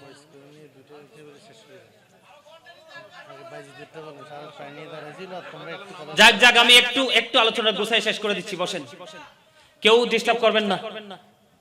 আমি বুঝতে পারছি আপনাদের হৃদয়ে প্রেমের ধুলা লাগছে, ঠিক কিনা? কি লাগছে? প্রেমের ধোলা। দাদা ভাই আমি খাই না তো কোথাও কিছু, আমি 10 ঘন্টা ওয়াজ করতে পারবো, কিন্তু পানির তৃষ্ণা লাগবে না। আমি এক ব্যতিক্রম মানুষ। আপনারা শুনলে অবাক হবেন, আমার জীবনে আমি মাছ গুস্ত কোনোদিন খাই নাই। মাছ গুস্ত এগুলো কেমন স্বাদ আমি বলতে পারবো না। আমি জীবনে কোনোদিন খাইনি। আমার জীবনে বাহিরের কোনো খাবার, এই যে হজে গেছি খাবার নিয়ে গেছি, ওখানে শুধু পানি আর জমজমের পানি আর খেজুর খাইছি। আমার খাবার খেয়ে আমি বাংলাদেশে আসছি। দেশের বাইরে যখন সফরে যাই শুকনা খাবার নিয়ে যাই, এই দেশে বাইরের পানিটা পর্যন্ত আমি স্পর্শ করি না। মারহাবা বলবেন না? আমি একমাত্র নিজের ঘরের খাবার খাই। আমার বাবা, আমরা বাজারে যে আপনার যে তৈলগুলো বিক্রি হয়, সয়াবিন তেলগুলো, ওই তৈলগুলো আমি খাই না। আমার জন্য আমার বাবা স্পেশালি আপনার সরিষা চিবিয়ে যে তেল নেয়, ওই তেল দিয়ে আমার শাক সবজি যতটুকু খাই, এটা ওই তেল দিয়ে খাই। জিজ্ঞেস করেন আজকে মুস্তাকিম কোথায়? ওদের এখানে এসে কিচ্ছু খাই নাই। আজকে আসার সময় রুটি আর ভাজি নিয়ে আসছি। আর আমার আল্লাহর অশেষ রহমতে আমারও তো খিদাও লাগে না। মানুষ আছে না যে পাগল হয়ে যায় খাবারের জন্য, আমার মধ্যে কোনোদিন এরকম কোনো ফিলিংস আসে না। আপনারা দেখবেন আমার হাজার হাজার ওয়াজ আছে, কিন্তু কোনো ওয়াজে দেখতে পাবেন না আমি চা খেয়েছি, পানি খেয়েছি। মারহাবা বলবেন না? আরো জোরে, আরেকটু। আপনারা কি খুশি হয়েছেন? আমার জন্য দোয়া করবেন, আমার এই সাধনা যেন আমি মৃত্যু পর্যন্ত ধরে রাখতে পারি। মৃত্যুর একদিন আগেও যেন আমার মধ্যে ওই রকম ধরনের কোনো লোভ যেন না আসে। আমিন বলেন। আরো জোরে। বন্ধু মুসা কালিমুল্লাহ প্রশ্ন করলেন, আল্লাহ ইয়া রাব্বুল আলামিন, আমার সাথে বন্ধু হয়ে কে যাবে গো? সুবহানাল্লাহ বলেন না? আরো জোরে বলেন না? আমার সাথে কে গো জান্নাতে বন্ধু হয়ে যাবে? আমার আল্লাহ বলেন, মুসারে যে তোমার সাথে বন্ধু হয়ে যাবে তার নাম হলো আলী বিন মুআফিক, যিনি হলেন পেশায় একজন কসাই। সুবহানাল্লাহ বলেন না? কসাইকে কিন্তু আমাদের দেশের মানুষ ভালো চোখে দেখে না। কথা বলেন না কেন? ম্যাক্সিমাম মানুষ কসাইকে গোস্ত চোর বলে জানে, তবে সব কসাই কি গোস্ত চুরি করেনি? কসাই যদি পশু জবাই না করে, আপনি আমি বাজার থেকে কিনবো কি করে? তাহলে তাদেরকেও ছোট করে দেখার কোন সুযোগ? এবার মুসা কালিমুল্লাহ চলে গেলেন। কে রে সেই আলী বিন মুআফিক? সে নাকি পেশায় একজন কসাই। এবার মুসা চলে গেলেন, আল্লাহ লোকে শান দিয়ে দিলেন। যাওয়ার পরে দেখলেন সত্যি সত্যি বলকে তিনি গিয়ে দেখলেন ওই আলী বিন মুআফিক এত বিশ্রী, এত কুশ্রী চেহারার একজন মানুষ। খেয়াল করেন বন্ধু, খেয়াল করেন, আল্লাহ কারো চেহারা দেখে জান্নাত দিবে না, আল্লাহ কারো পোশাক দেখে জান্নাত দিবে না। কে কোন দামি দামি মসজিদে, বড় বড় মসজিদে নামাজ পড়ছে সেটার দিকে তাকাইয়া আমার আল্লাহ জান্নাত দিবে না। আল্লাহ জান্নাত দিবে প্রেম এবং তাকওয়ার দিকে তাকাইয়া। ঠিক কিনা বলেন? বন্ধু খেয়াল করে মুসা কালিমুল্লাহ দেখলেন আলী বিন মুআফিক এত বিশ্রী চেহারার মানুষ, এত কুচ্ছির চেহারার মানুষ। মুসা নবী আশ্চর্য হয়ে গেলেন, তার মধ্যে কি এমন জাদু আছে যেতে আমি নবীর সাথে মুসার সাথে বন্ধু হয়ে যাবে? একটুখানি শেয়ার করে নেই। আল্লাহ রাব্বুল আলামিন 1,24,000 নবী রাসূলের মধ্যে 8 জনকে স্বর্গীয় উপাধি দিয়েছেন, আল্লাহর পক্ষ থেকে লাকাব দিয়েছেন। এর মধ্যে একজন হলো মুসা কালিমুল্লাহ। মুসা স্পোক টু আল্লাহ, মুসা আল্লাহর সাথে কথা বলেছে। জোরে জোরে কন্যা সুবহানাল্লাহ। এত মর্যাদার অধিকারী মুসা কালিমুল্লাহ। মুসা চিন্তা করলেন, অবাক হয়ে গেলেন, কি এমন আমল তার মধ্যে আছে। মুসা কালিমুল্লাহ তাকে পর্যবেক্ষণে রাখলেন। ওই কসাই আলী বিন মুআফিকের গোশত বিক্রি করা শেষ হয়ে গেল। গোশত বিক্রি করা যখন শেষ হয়ে গেল, শেষ হয়ে যাওয়ার পরে আলী বিন মুআফিক তার বাড়ির দিকে রওনা হলো। সঙ্গে সঙ্গে মুসা কালিমুল্লাহ রওনা হলেন। মুসা কালিমুল্লাহ সঙ্গে সঙ্গে চলে গেলেন। মুসা কিন্তু তার আসল গোমরটা বের করার চেষ্টা করতেছে। বন্ধু, মুসা কালিমুল্লাহ যাওয়ার পরে দেখলেন ওই আলী বিন মুআফিক সারাটা দিন তিনি একটা পশু জবাই করলো, বিক্রি করলো, ক্লান্ত শরীর। যাওয়ার পরে নিজের ক্লান্তির কথা ভুলে গেলেন। মাকে খাবার দাবার খাওয়াইয়া মা কিন্তু হাঁটতে চলতে পারে না, একেবারে অসুস্থ, একেবারে দুর্বল। বন্ধু, ও বন্ধু, একেবারে 100% উইক হয়ে আছে মা রে। ওই আলী বিন মুআফিক তিনি কি করলেন, যাইয়া মাকে নামালেন, পরিষ্কার পরিচ্ছন্ন করলেন, করার পরে মায়ের জন্য খাবার তৈরি করলেন, গোশত রান্না করলেন, মাকে খাওয়াইয়া তিনি আবার ফ্রেশ হইতে গেলেন। ফ্রেশ হইতে যখন গেলেন, মুসা কালিমুল্লাহ চাইয়া দেখলেন ওই বুড়ি মা দুইটা হাত তুলে বসে আছে, আল্লাহকে ডেকে ডেকে বলে, মালিক, আমার নবী তো মুসা, আমার এই সন্তান আমাকে এত বেশি ভালোবাসে গো, আমার এই সন্তানকে মুসার বন্ধু বানাইয়া তুমি জান্নাতে দিও। এবার আলী বিন সরল মন আলী বিন মুআফিক তিনি ফ্রেশ হইতে চলে গেলেন। মুসা নবী বুড়িমাকে প্রশ্ন করলেন, ও বুড়িমা, বলো না তুমি কি দোয়া করেছো? তুমি কে গো? তুমি কেনই আমার কাছে এসেছো? কি তোমার পরিচয় জানতে চাই। ও বুড়িমা, বলে দাও না তুমি কি দোয়া করেছো গো বুড়িমা? এবারে বুড়িমা একটা ডাক দিয়ে বলে, আপনার পরিচয় আমি জানতে চাই। এবার আলী বিন মুআফিকের মা যখন প্রশ্ন করলেন, এবার ওই বুড়িমার প্রশ্নের জবাব দিয়ে দিলেন। মুসা কালিমুল্লাহ বললেন, আমি আপনার নবী মুসা। এবার মুসার কাছে বলে দিলেন, ওগো নবী, আমি সব সময় আল্লাহর কাছে দরখাস্ত করি, আমার সন্তান নিজের কষ্টের কথা ভুলে যায়, আমার কষ্ট দেখলে আমি সব সময় আল্লাহকে ডেকে বলি, আল্লাহ গো, আমার এই সন্তানটাকে মুসা নবীর বন্ধু বানাইয়া তুমি জান্নাতে দিও। এই কথা বলার পরে এবার মুসা ওই আলী বিন মুআফিকের মা একটা ডাক দিয়ে বললেন, ওগো নবী, আমি এই দোয়া করে দেই। মুসা ডাক দিয়ে বললেন, ও বুড়িমা, আমিও তো আল্লাহর কাছে দরখাস্ত দিয়েছি, আমার সাথে কে রে জান্নাতে বন্ধু হয়ে যাবে। আমার আল্লাহ জানিয়ে দিয়েছে তোমার ছেলের খবর। ও বুড়িমা, তোমার দোয়া আমার আল্লাহ কবুল করেছে। জোরে জোরে বলেন না সুবহানাল্লাহ। আপনারা বাইজিদ বুস্তামের নাম শুনছেননি? উনিও তো মায়ের দোয়ায় আল্লাহর ওলি হইছে। কথা বলেন না কেন? শুনছেন না? তো এই জন্য অতীতে আপনি যত বড় আল্লাহওয়ালা হন, যত বড় বুজুর্গ হন, ও বন্ধু, মায়ের সাথে সম্পর্ক ভালো না থাকলে আপনি আল্লাহর দিদার পাবেন। ছোট্ট করে একটা হাদিসের একটা অংশ বিশেষ বলে শেষ করে দিব এই চ্যাপ্টারটা। আল্লাহর একজন প্রিয় বান্দা এইভাবে থাকবে পরিবেশটা। অত্যন্ত গুরুত্বপূর্ণ হাদিসটা, অনেক লম্বা, একটা অংশ আমি আপনাদেরকে শোনাচ্ছি। বন্ধুরে আমার, আল্লাহর একজন প্রিয় বান্দা ছিলেন হযরত জুরিস। একজন আল্লাহওয়ালা যুবক ছিলেন, আল্লাহওয়ালা বুজুর্গ ছিলেন। তিনি মানুষের ভিড়ে, এদিক তাকান, মানুষের ভিড়ে লোকালয়ে গিয়ে একত্রিত হয়ে আমল করতে তিনি পছন্দ করতেন না। হযরত জুরিস কি করলেন, একাকী আল্লাহর সাথে প্রেমের ডুরি লাগাবে। মানুষ থেকে একটু দূরে গিয়ে তিনি একটা হুজরা বানিয়ে দিলেন। ওই হুজরাটা মাটি দিয়া বানাইছে। উনি এই হুজরার মধ্যে নিজের আপন মনে আল্লাহর ইবাদত করতেছে, গোলামি করতেছে। একদিন বন্ধু হঠাৎ করে হুজরার নিকটবর্তী হলো জুরিজের মা। যাইয়া বাহির থেকে ডাকে, বন্ধু বুখারী শরীফের হাদিস, কিন্তু এটাকে সন্দেহ করার কোনো সুযোগ নাই। জুরিজ নামাজরত অবস্থায় দিকে তাকান, মায়ের মর্যাদা বুঝাচ্ছি। জুরিজ নামাজরত অবস্থায় নামাজ চালাইতেছে, কিন্তু মা তো বাহিরে, মা বাহির থেকে ডেকে ডেকে বলছে, বাবা জুরিজ, আমি মা এসেছি তোমার সাথে দেখা করব গো বাবা, আমার ডাকে সাড়া দাও। কিন্তু জুরিজ তো নামাজরত অবস্থায়, জুরিজ একটা ডাক দিয়ে বললেন, আল্লাহ আল্লাহ গো, আমি তো নামাজরত অবস্থায়, আমি কি নামাজ চালিয়ে যাব নাকি আমার মায়ের সাথে আমি দেখা করব? তিনি পরে সিদ্ধান্ত নিলেন, না না, নামাজটা পড়ে নেই, পড়ে মায়ের সাথে দেখা করব। নামাজ হযরত জুরিজ নামাজ শেষ করে ফেললো। নামাজ শেষ করার পরে আবার বাইরে এসে চাইয়া দেখে মা নাই, মা চলে গেছে বন্ধু। একদিন চলে গেল, দ্বিতীয় দিন আবার মা আসলেন। আবার যখন মা আসলেন তখনও জুরিজ নামাজরত অবস্থায়। আজকেও মা ডাকতেছে, মায়ের ডাকে তিনি সাড়া দিলেন না, নামাজ চালালেন। নামাজ শেষ করার পরে বাইরে এসে দেখে হুজরার বাইরে আজকেও মা নাই। 2 দিন চলে গেল বন্ধু। তৃতীয় দিন আবার বন্ধু আসলো। তৃতীয় দিন আসার পরে আবার জুরিজ নামাজরত অবস্থায়। ঠিক এমন সময় মা গিয়ে গিয়ে ডাকতে থাকলেন, বাবা জুরিজ, আমি মা এসেছি, আমাকে একটুখানি দেখা দাও। কিন্তু জুরিজ ওই বিগত 2 দিনের মতো আজকেও তিনি নামাজ চালিয়ে গেলেন। ও বন্ধু, তিনি কি করলেন না, মায়ের ডাকে সাড়া দিলেন না।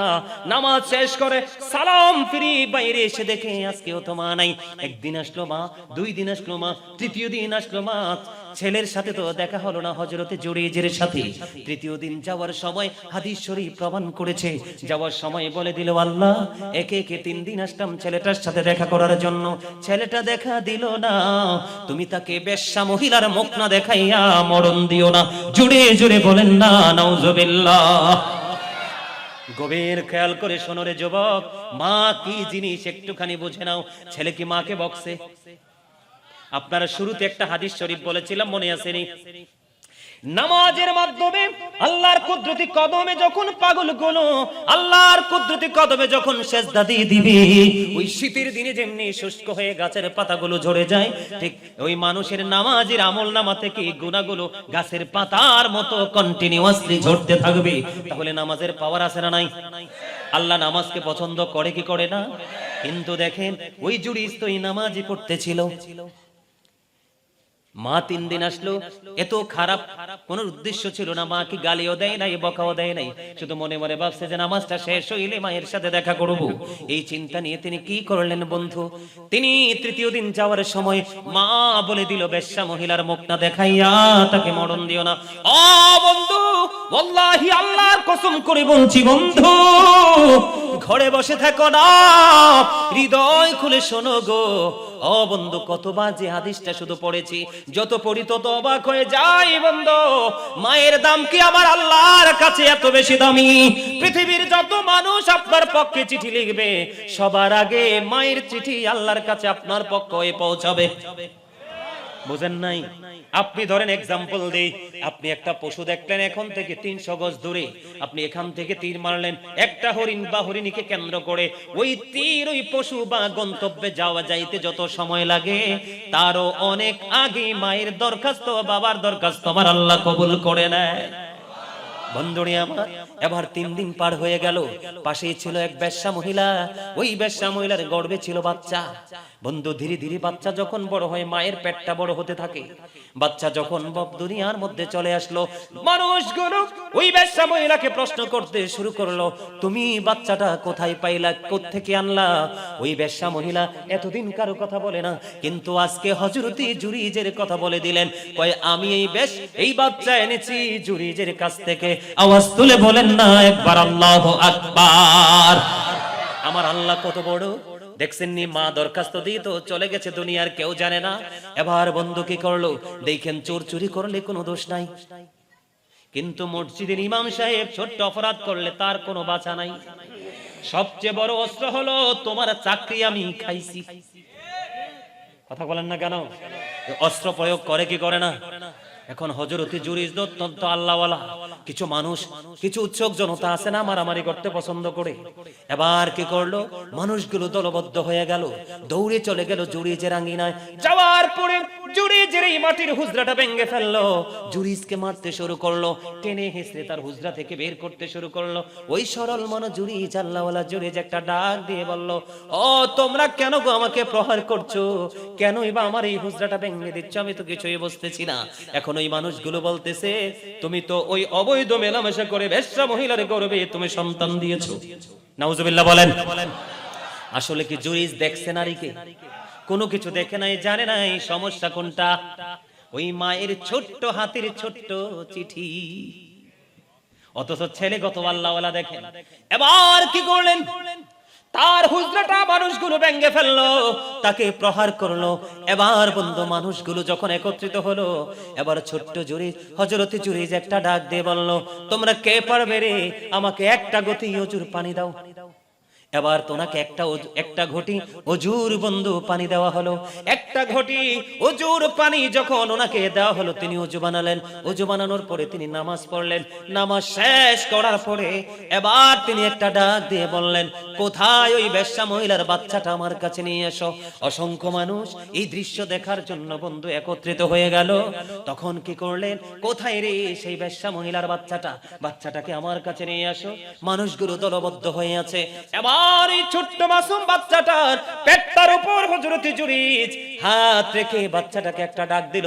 অথচ কিছুদিন হলো মাত্র নবজাত শিশু পৃথিবীতে আসছে। অত ছোট্ট শিশু কথা বলতে পারে না, কোনো কিছু ভালো করে খাইতে পারে না, একমাত্র লিকুইড মায়ের স্তনের দুধ ছাড়া। মাত্র কিছু সময় হলো ওই বাচ্চাটা দুনিয়াতে আসলো। হযরতে জুরিজ বাচ্চাটার পেটটার উপর হাতটা দিয়ে বন্ধু এবার বাচ্চাটাকে বলল, বাবু বাবু বলো না তোমার বাবা কি? ও বন্ধু সুবহানাল্লাহ বলেন, আল্লাহু আকবার। ও বন্ধু এই বরকতময় আল্লাহওয়ালা আল্লাহর ওলি জুরিজের হাতটা বাচ্চাটার পেটটার উপর রাখতে দেরি অটোমেটিক্যালি বাচ্চাটার জবানটা খুলে গেল। বাচ্চাটার জবান খুলে বাচ্চাটা একটা ডাক দিয়ে বলল, ওই রাখাল আমার বাবা। জোরে জোরে কন্যা সুবহানাল্লাহ। বেশ্যা মহিলার পেটে যে জাত থেকে বাচ্চা এসেছে, ওই রাখালের দিকে হাত ইশারা করে বলল, ওই রাখাল আমার বাবা গো। ও বন্ধু তাৎক্ষণিকভাবে মানুষগুলো আশ্চর্য হয়ে গেল, কত বুজুর্গ এই আল্লাহওয়ালা জুরিজ। এবার জুরিজের হাতে পায়ে জুরিজের কাছে এসে তার মুসাফা করতে থাকলো, তার অঙ্গে চুমু খেতে থাকলো মানুষগুলো। আর মানুষগুলো ডেকে ডেকে বলল, ও জুরিজ তোমাকে চিনতে পারি নাই, তুমি বললে তুমি যদি রাজি হও তোমার এই মাটির হুজরাটা আমরা সোনা দিয়ে গড়ে দেব। ওই আল্লাহওয়ালা জুরিজ একটা ডাক দিয়ে বলল, না না না আমার কোনো সোনা লাগবে না, আমার ওই হুজরাটাকে আবার পুনরায় মাটি দিয়ে বানায়া দাও। জোরে জোরে কন্যা সুবহানাল্লাহ। এই যে বক্তব্যটা, এটা কিন্তু পুরো হাদিসটা না, হাদিসটা অনেক লম্বা, একটু অংশ বিশেষ এই জায়গাটাতে আপনাদেরকে আনার কারণ মার ইজ্জত বোঝানোর জন্য। আপনারা একটুখানি চিন্তা করে দেখেন, যেই ছেলেটার হাত লাগলে মাসুম শিশু কথা বলে, কথা বলেন না কেন? কিন্তু মাকে তো ছেলে বকা দেয় নাই, মায়ের কলিজায় আঘাত লাগছে, মায়ের কলিজায় ব্যথা লাগছে। ওই ব্যথা থেকে দরখাস্ত দিতে দেরি আমার আল্লাহ তাকে বেশ্যা মহিলার সাথে মুখ দেখাইছে। কথা বলেন না কেন? তাহলে ওই জুরিজের হাতের ছোঁয়ায় শিশু বাচ্চা কথা বলেছে। আপনি আমি কিন্তু সে তো বুজুর্গ না, নামাজ নাই, রোজা নাই, হেসা কথা নাই, হালাল খাবার নাই। বলছি ইমাম সাহেব হেসা কথা কইলে মারতে আসে, কয় জাস্ট ফায়ার করে দিব, ঠিক কিনা বলে? ঠিক না কি ঠিক কিনা বলে? এখন এটা হচ্ছে তো সুদের কথা বলার কারণে কুমিল্লা এক মসজিদে ইমাম সাহেবকে নামার পরে সভাপতি কয়, আগামী জুমা থেকে আসা লাগবে না আপনি। নাউজুবিল্লাহ কোন আরো জোরে। তাহলে ব্যাপারটা কোথায় গিয়ে দাঁড়ালো? মা দরখাস্ত দিলে আল্লাহ খালি ফিরায় না। সম্মানিত উপস্থিতি, অনেক কথা আরো বাকি আছে, সেদিকে যাচ্ছি না। তাদের একটা আবদার আছে, ছোট্ট করে একটা টপিক দিয়ে আলোচনাটা শেষ করে দিচ্ছি। এই যে এত অন্যায় অপরাধ আমরা করছি, তারপরে শেষ ঠিকানা কি? দোজখ, জাহান্নাম। আছে না নাই? আছে। জাহান্নাম সম্পর্কে জানেন? আল্লাহ রাব্বুল আলামিন কিয়ামতের দিন সবকিছু গুটিয়ে নেবে, যেইভাবে পৃথিবীর মানুষ তার লিখিত দপ্তরকে গুটিয়ে নেয়।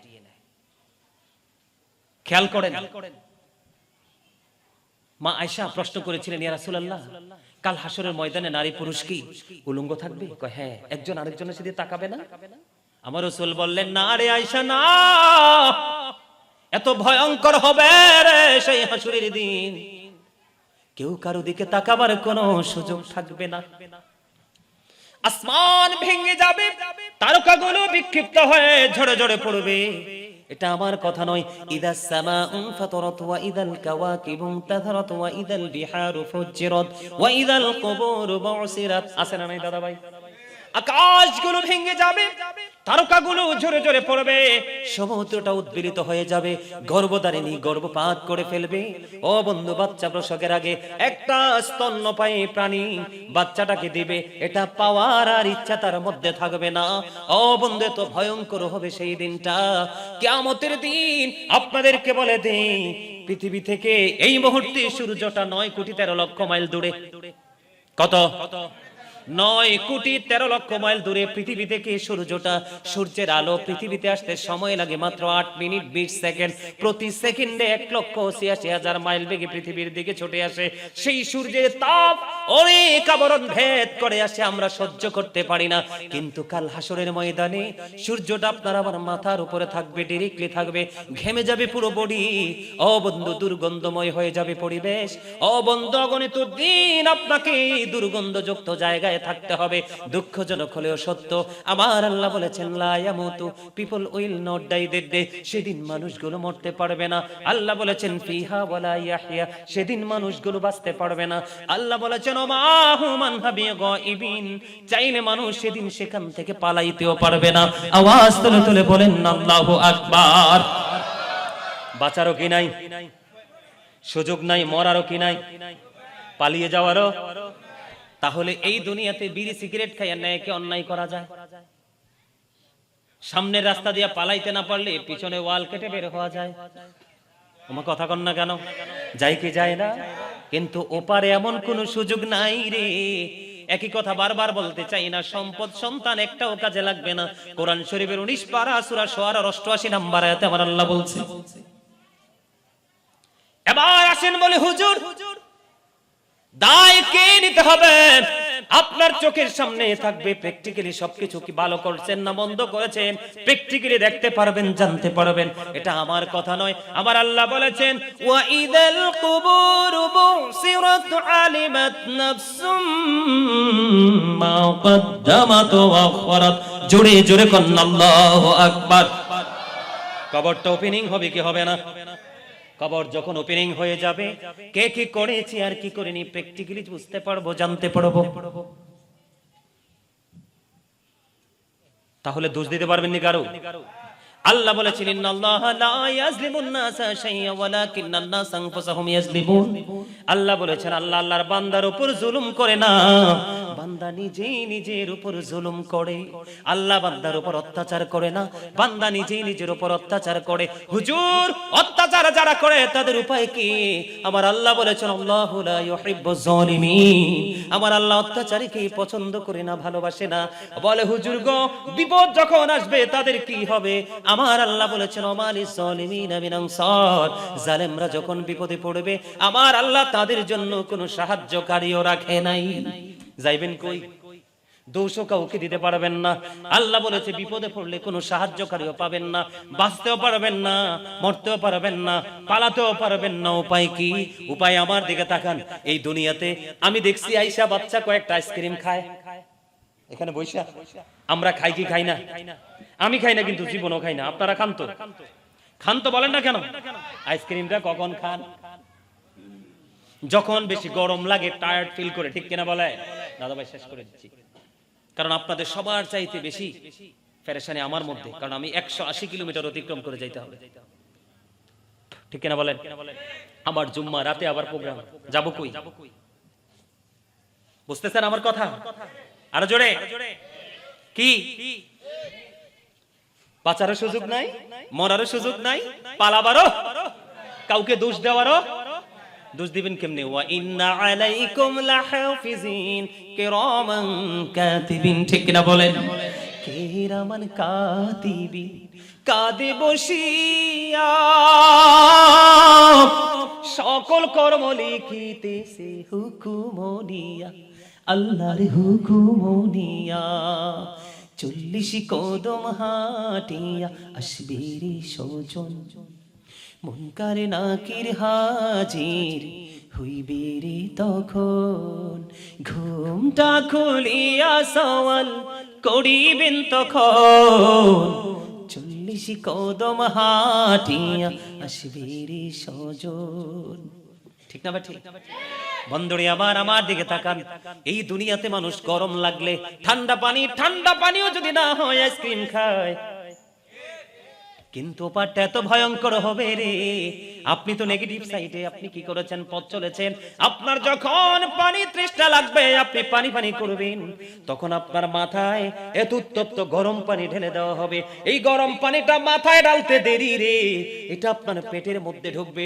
ভিতরে ঢোকার পরে সব কিছু গলে গলে লিকুইড হয়ে 2 রানের মধ্যখান দিয়ে বন্ধ পড়তে থাকবে। চিৎকার করতে থাকবেন, হাহাকার করতে থাকবেন, কাউকে আপনি সেদিন পাশে পাবেন না। আল্লাহ বলেছেন জুলুম করা বন্ধ করো, কারণ আমি জালেম পছন্দ করি না। আল্লাহ বলেছেন জালেম যখন বিপদে পড়ে আমি আল্লাহ তার জন্য কোনো সাহায্যকারী রাখি না। আলেমদের সাথে বন্ধুত্ব করো, ওয়াজগুলো শিখে রাখো। বাঁচারও সুযোগ দিব না, মরারও সুযোগ দিব না, পালাবারও সুযোগ দিব না। কন্টিনিউয়াসলি তোমাকে পানিশমেন্ট নিতেই হবে। বন্ধুরে আমার, এটা গেল একটা সাজা। জাহান্নামের মধ্যে সবচেয়ে কম আযাব হলো আগুনের এক জোড়া জুতা পড়াইয়া দিতে দেরি। বিয়ে বাড়ির কুরবানির দিনের মতো গোস্ত যেমনি টকবক করে উতরাইতে থাকে, এইভাবে মাথার মগজটা উতরাইতে থাকবে। বাঁচতেও পারবেন না, মরতেও পারবেন না, পালাতেও পারবেন না। আশেপাশে কত বন্ধু ছিল দুনিয়ায়, সত্যিকারের বন্ধু আপনি বানাইতেই পারেন না। ঠিক কিনা বলেন? এবার আমার দিকে তাকানো বন্ধু। খাবার একটা আছে জাহান্নামীদের জন্য, কি? এটার নাম হলো জাক্কুম। Absolutely right answer. এত বিষাক্ত, এটা সামনে আনতে দেরি দাঁতগুলো বন্ধু খসে পড়ে যাবে। পেটের মধ্যে যদি কোনো কারণে একটুখানি যাইতে পারে অবস্থা খারাপ হয়ে যাবে। এই মুহূর্তে যদি হালিশ শহরের জমিনে যদি একটা ফোঁটা জাক্কুম পড়ে, কয় ফোঁটা? মাত্র একটা ফোঁটা জাক্কুম যদি এই মুহূর্তে হালিশ শহরের মধ্যে পড়ে, ও বন্ধু হৃদয়ে গেঁথে রাখো কথাগুলো রে। জীবনে আর যদি কোনোদিন দেখা না হয়, এই ওয়াজই তোমার জীবনের জন্য যথেষ্ট হয়ে যাবে। একটা ফোঁটা জাক্কুম যদি হালিশ শহরের জমিনে পড়ে, আল্লাহ রাব্বুল আলামিন জানিয়ে দিয়েছে রে, ওরে পাগল জানিয়ে দাও তাদেরকে, কারণ ডোন্ট অ্যাকসেপ্টেবল, কাল হাসরের ময়দানে কোন ধরনের কোন অজুহাত সেদিন গ্রহণযোগ্য হবে না। ঠিক কিনা বলেন? আল্লাহ এই পৃথিবীর বুকে এই মুহূর্তে যদি হালিশ শহরের মধ্যে একটা বড় জাক্কুম পড়ে, গোটা পৃথিবীর মাটি বিষাক্ত হয়ে যাবে। কিয়ামত পর্যন্ত কোনোদিন এই জমিনে কোনো ফসল জন্ম হবে না। আওয়াজ তুলে বলেন না নাউজুবিল্লাহ। এবার আসেন বন্ধু, আরেকটা ভয়ঙ্কর খাবার আছে রে জাহান্নামীদের জন্য, পাপীদের জন্য। হুজুর গো, এই খাবারটা কি গো? এটার নাম হলো তিনাতুল খাবাল। ইয়া রাসূলুল্লাহ, ইয়া হাবিবাল্লাহ, নবী গো, এই তিনাতুল খাবালটা কি গো নবী? আমার আপনার প্রাণের রাসূল তিনি বলে দিয়েছেন, ওই তিনাতুল খাবালটা হলো আরেকটা জাহান্নামীর নিংড়ানো রক্ত, পুঁজ অথবা ঘাম। জোরে জোরে বলেন না নাউজুবিল্লাহ। একটা পরে লিকুইড হয়ে যাবে কিন্তু মরবে না, আরেকটাকে খাবার হিসাবে দেওয়া হবে। নাউজুবিল্লাহ বলেন আরো জোরে। সম্মানিত উপস্থিতি, অনেক আলোচনা হয়ে গেছে মা রে মা, আর আলোচনা করব না। আপনারা আমার আলোচনা যদি কষ্ট পেয়ে থাকেন আল্লাহর রাস্তে ক্ষমা করবেন, আর যদি ভালো লেগে থাকে আপনারা আমার কথাগুলোর উপর ভিত্তি করে আমল করবেন। রাজি আছেন তো? আল্লাহ আমাদের সবাইকে ইমান ইসলামী জিন্দেগি দান করুন, সকলে বলুন আমিন। সম্মানিত উপস্থিতি, এখন ছোট্ট করে আমি একটু মিলাদ পড়বো, পড়বেন তো? রাজি আছেন তো? এরপরে মোনাজাত দিয়ে আমরা সবাই বিদায় নিব। আর আমাদের প্রধান অতিথি যেহেতু আসছে, মোনাজাতের আগে ওনার মুখ থেকে 2 মিনিটের একটা বক্তব্য শোনার চেষ্টা করব। রাজি আছেন? আমার আল্লাহ আল্লাহ আল্লাহ লা ইলাহা ইল্লাহ আল্লাহ আল্লাহ লা ইলাহা ইল্লাহ। মনটা আমার চাই যে শুধু যেতে মদিনায়, সবাই মনটা আমার চাই যে শুধু যেতে মদিনায়। অবুঝে মনের বোঝাই যত সে তো বোঝে না নবীজি। আল্লাহ আল্লাহ লা ইলাহা ইল্লাহ আল্লাহ আল্লাহ লা ইলাহা ইল্লাহ। না জানি তো বাইতে নৌকা, না জানি সাঁতার, হায়রে দয়া করে পর করিও জাহান্নাম মাজার নবীজি। আল্লাহ আল্লাহ লা ইলাহা ইল্লাল্লাহ সশরীরে জিন্দা নবীজি সোনার মদিনায় আসুন সবাই দাঁড়াইয়া সালাম জানাই নবীজি আল্লাহ আল্লাহ আল্লাহ লা ইলাহা ইল্লাল্লাহ ইয়া নবী মোহাম্মদে या रसूल सलाम या हबीब सलाम अलैका सलाम सीदी या रसूल अल्लाह ويا حبيب الله নবী গো মদিনা হইতে সব কিছুই পারে দেখিতে মোদের লাশ কবরে রাখিলে লইলে গো নকলে ইয়া নবী মোহাম্মদ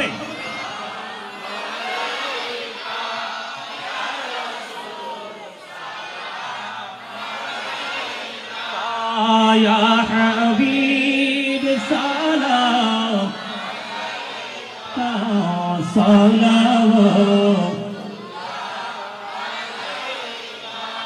আহজিতে যদি পারতাম মদিনা শীতল হইত কলিজা কোন পথে যাব মদিনা রাস্তা যে খুঁজি ইয়া পাই না ইয়া নবী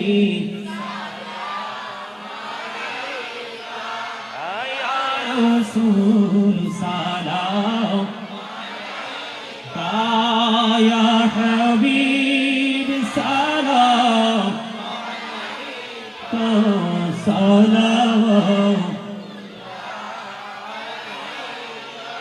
मुस्तफा जाने रहमत तेरा सलाम सुने बचने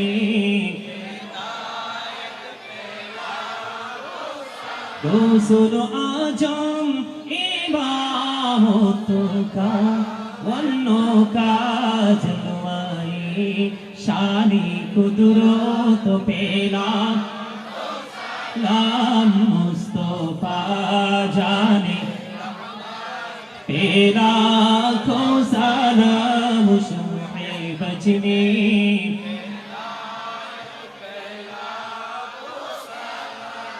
بلغ العلا بكماله كشف الدجى بجماله حسنت جميع خصاله صلى عليه وآله عشق محبوب खुदा जिस दिल में हासिल नहीं लाखों मोमिन हो लेकिन ईमान में कामिल नहीं बलगल उला बिकमालिही كشف الدجى بجماله حسنت جميع خصاله صلوا عليه وآله هوني فلت بلبل की तरन्नुम बिनो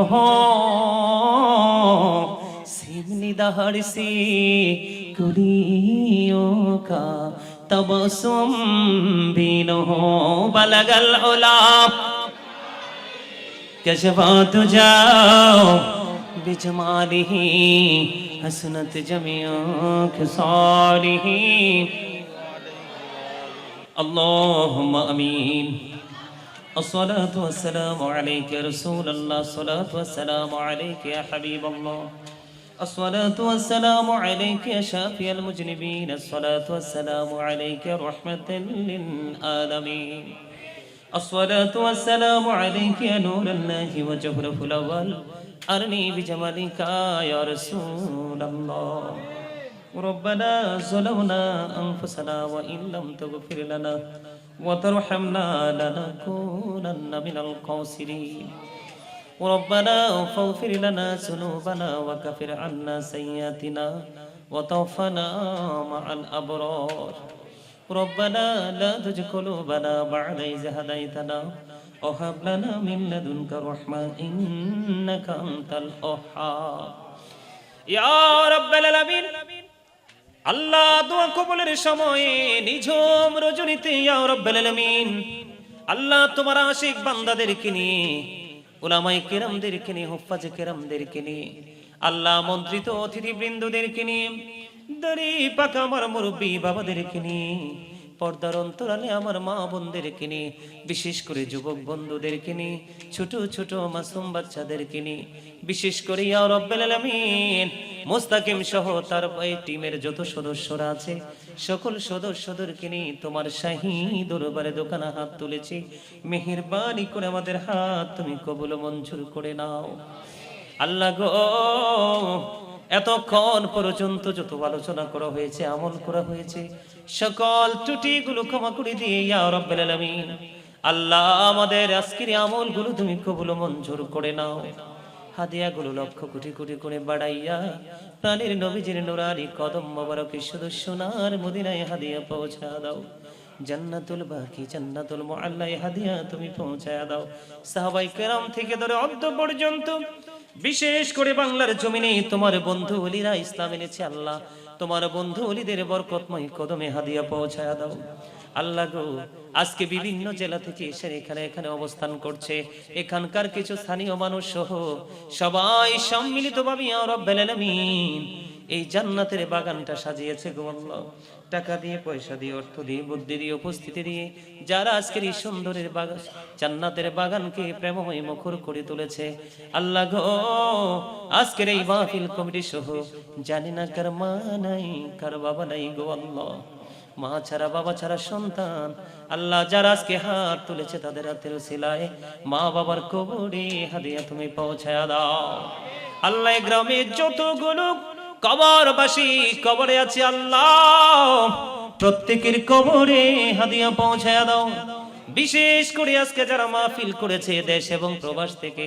কাছে এবং দূরে থেকে যারা আজকে বিভিন্ন ভাবে মাহফিলের জন্য সাহায্যের হাত বাড়িয়ে দিয়েছে আল্লাহ তারা যে যেখান থেকে এসেছে তারা আপন স্বজন যেখানে শায়িত আছে প্রত্যেকের কবরে হাদিয়া তুমি পৌঁছায়া দাও আল্লাহ বিশেষ করে গোটা পৃথিবীর বুকে এই জান্নাত পরিমাণ ঈমান নিয়ে যারা কবরে শুয়ে আছে প্রত্যেকের কবরে হাদিয়া তুমি পৌঁছা দাও প্রত্যেকের কবরগুলো জান্নাতের টুকরা করে দাও সকাল থেকে সন্ধ্যা নবীজির দিদার তুমি নসিব করিয়ে দাও আল্লাহ তাদের কবর থেকে প্রাণের নবীজির রওজা মোবারকের সাথে সুন্দর একটা যোগাযোগের ব্যবস্থা করায়া দাও ইয়া রাব্বাল আলামিন এই মাহফিলটাকে তুমি কিয়ামত পর্যন্ত তুমি জারি রাখিও আল্লাহ আজ বছর যারা মাহফিলের আয়োজন করেছে গো আল্লাহ তারা যেন আগামীতে আরো সুন্দর করে বড় করে আল্লাহ আরো মুখরিত করে যে পরিবেশটাকে যেন এমন সাজাতে পারে সেই তৌফিক তুমি তাদেরকে দান করে দিও আল্লাহ গো এই মাহফিল কমিটি এবং সহযোগী সবাইকে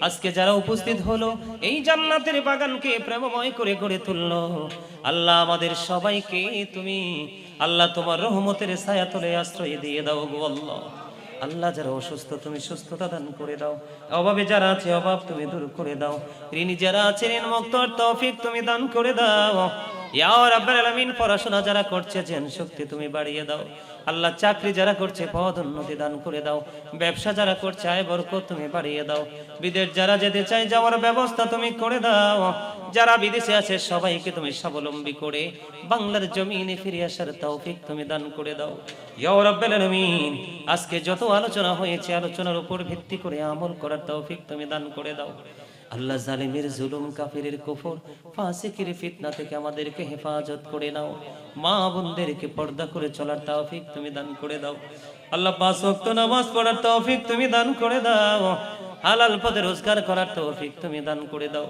যেই পথে চললে তুমি খুশি সেই পথে চলার তৌফিক তুমি দান করে দাও। আল্লাহ গো, প্রধান অতিথি সাহেব আল্লাহ প্রাণ উজাড় করে আমার পাশে বসে বসে আলোচনা শুনেছে। আল্লাহ গো, নাকি তুমি কবুল করে নাও, আয়াতের মধ্যে তুমি বরকত দিয়ে দাও। আল্লাহ প্রতিনিধিত্ব করছে উনি যেন আল্লাহ সত্যিকারের প্রতিনিধি হয়ে পথ চলতে পারে, সেই তৌফিক তুমি তাকে দান করে দাও। ইয়া রাব্বুল আলামিন, বাংলাদেশের মধ্যে সুন্দর সুষ্ঠু একটা নির্বাচনের মাধ্যমে আল্লাহ সুন্দর একটা সোনার বাংলা আমরা সবাই মিলে যেন করতে পারি, সেই তৌফিক তুমি দান করে দাও। আল্লাহ বাংলাদেশের অস্থিতিশীল পরিবেশকে তুমি স্থিতিশীল করে দাও। ইয়া রাব্বুল আলামিন, আজকের দোয়ার খবর সোনার মদিনায় তুমি পৌঁছায়া দাও। রব্বির হামহুমা কামা রব্বায়ানি সগীরা, রব্বির হামহুমা কামা রব্বায়ানি সগীরা। আল্লাহ বড় আশা করে হাত বাড়াইলাম তোমারই দরবারে, দয়া করে কবুল করো এই অদম পাপীরে। আল্লাহ খালি যদি দাও ফিরাইয়া, মোরা যাব কার কাছে, তুমি ছাড়া আপন বলো আর কে মোদের আছে। দয়া করে ক্ষমা করো মনিব আমার, ভিখারি রহিব বসে ছাড়িব না ধার। কহিবার নাহি কিছু আমি গুনাহগার, সব কিছু মেনে নেব পড়োয়ার দিগার। ভালো মন্দ সবই আছে তোমার জমিনে, ধরিবে না দোষ প্রভু আশা রাখি মনে। ছোট বড় সব কাজে করো মেহেরবানি, তুমি তাসবি তুমি হাসবি তুমি রব্বানি। আদর করে বান্দা তো মি দয়াল বানায়া, কেমন করে জাহান্নামে ফালাইবা, কেমন করে জাহান্নামে ফালাইবা। ইয়া রাব্বুল আলামিন, আখিরি ফরিয়াদ গো আল্লাহ, মনের গড়ে কত আশা পুষে রেখেছি সবগুলো আশা তুমি পূর্ণ করে দিও। আল্লাহ, আমি মুসাফির অবস্থায় আছি, ইয়া রাব্বুল আলামিন, এখানে কত মানুষ হাত তুলেছে গো আল্লাহ। আল্লাহ, যার হাত তোমার পছন্দ হয় তার হাতের উসিলায় আমি অদমকে তুমি কবুল করে নিও। আল্লাহ, সারাটা জীবন যেন প্রাণ উজাড় করে আল্লাহ প্রত্যেকের কাছে তুমি এবং তোমার হাবিবের বাণীগুলো যেন আল্লাহ প্রাণ ভরে যেন মানুষের কাছে পৌঁছে দিতে পারি, সেই তৌফিক তুমি দান করে দিও। আল্লাহ গো, আজকের মাহফিল কমিটি এবং প্রত্যেকটা উপস্থিতিকে তোমার কুদরতে তুলে দিলাম। আল্লাহ, তুমি কবুল ও মঞ্জুর করে নিও। আল্লাহ গো, এই এলাকার মধ্যে তুমি কখনো আসমানি জমিনি গজব তুমি কখনো দিও না গো আল্লাহ। আল্লাহ, প্রত্যেকটা মানুষকে হেদায়েত প্রাপ্ত বান্দা হিসেবে তুমি কবুল করে নাও। আল্লাহ, যেদিন আখিরি বিছানায় শুইব, মৃত্যুদূত আমাদের সামনে এসে হাজির হবে, ওই কঠিন বিপদের দিনে প্রাণের নবীজির নুরানি চেহারা মোবারক দেখায়া দেখায়া আমাদের প্রত্যেকের জবানি ও কলবে জারি করে দিও মধুর কালিমাটুকু লা ইলাহা ইল্লাল্লাহ মুহাম্মাদুর রাসূলুল্লাহ।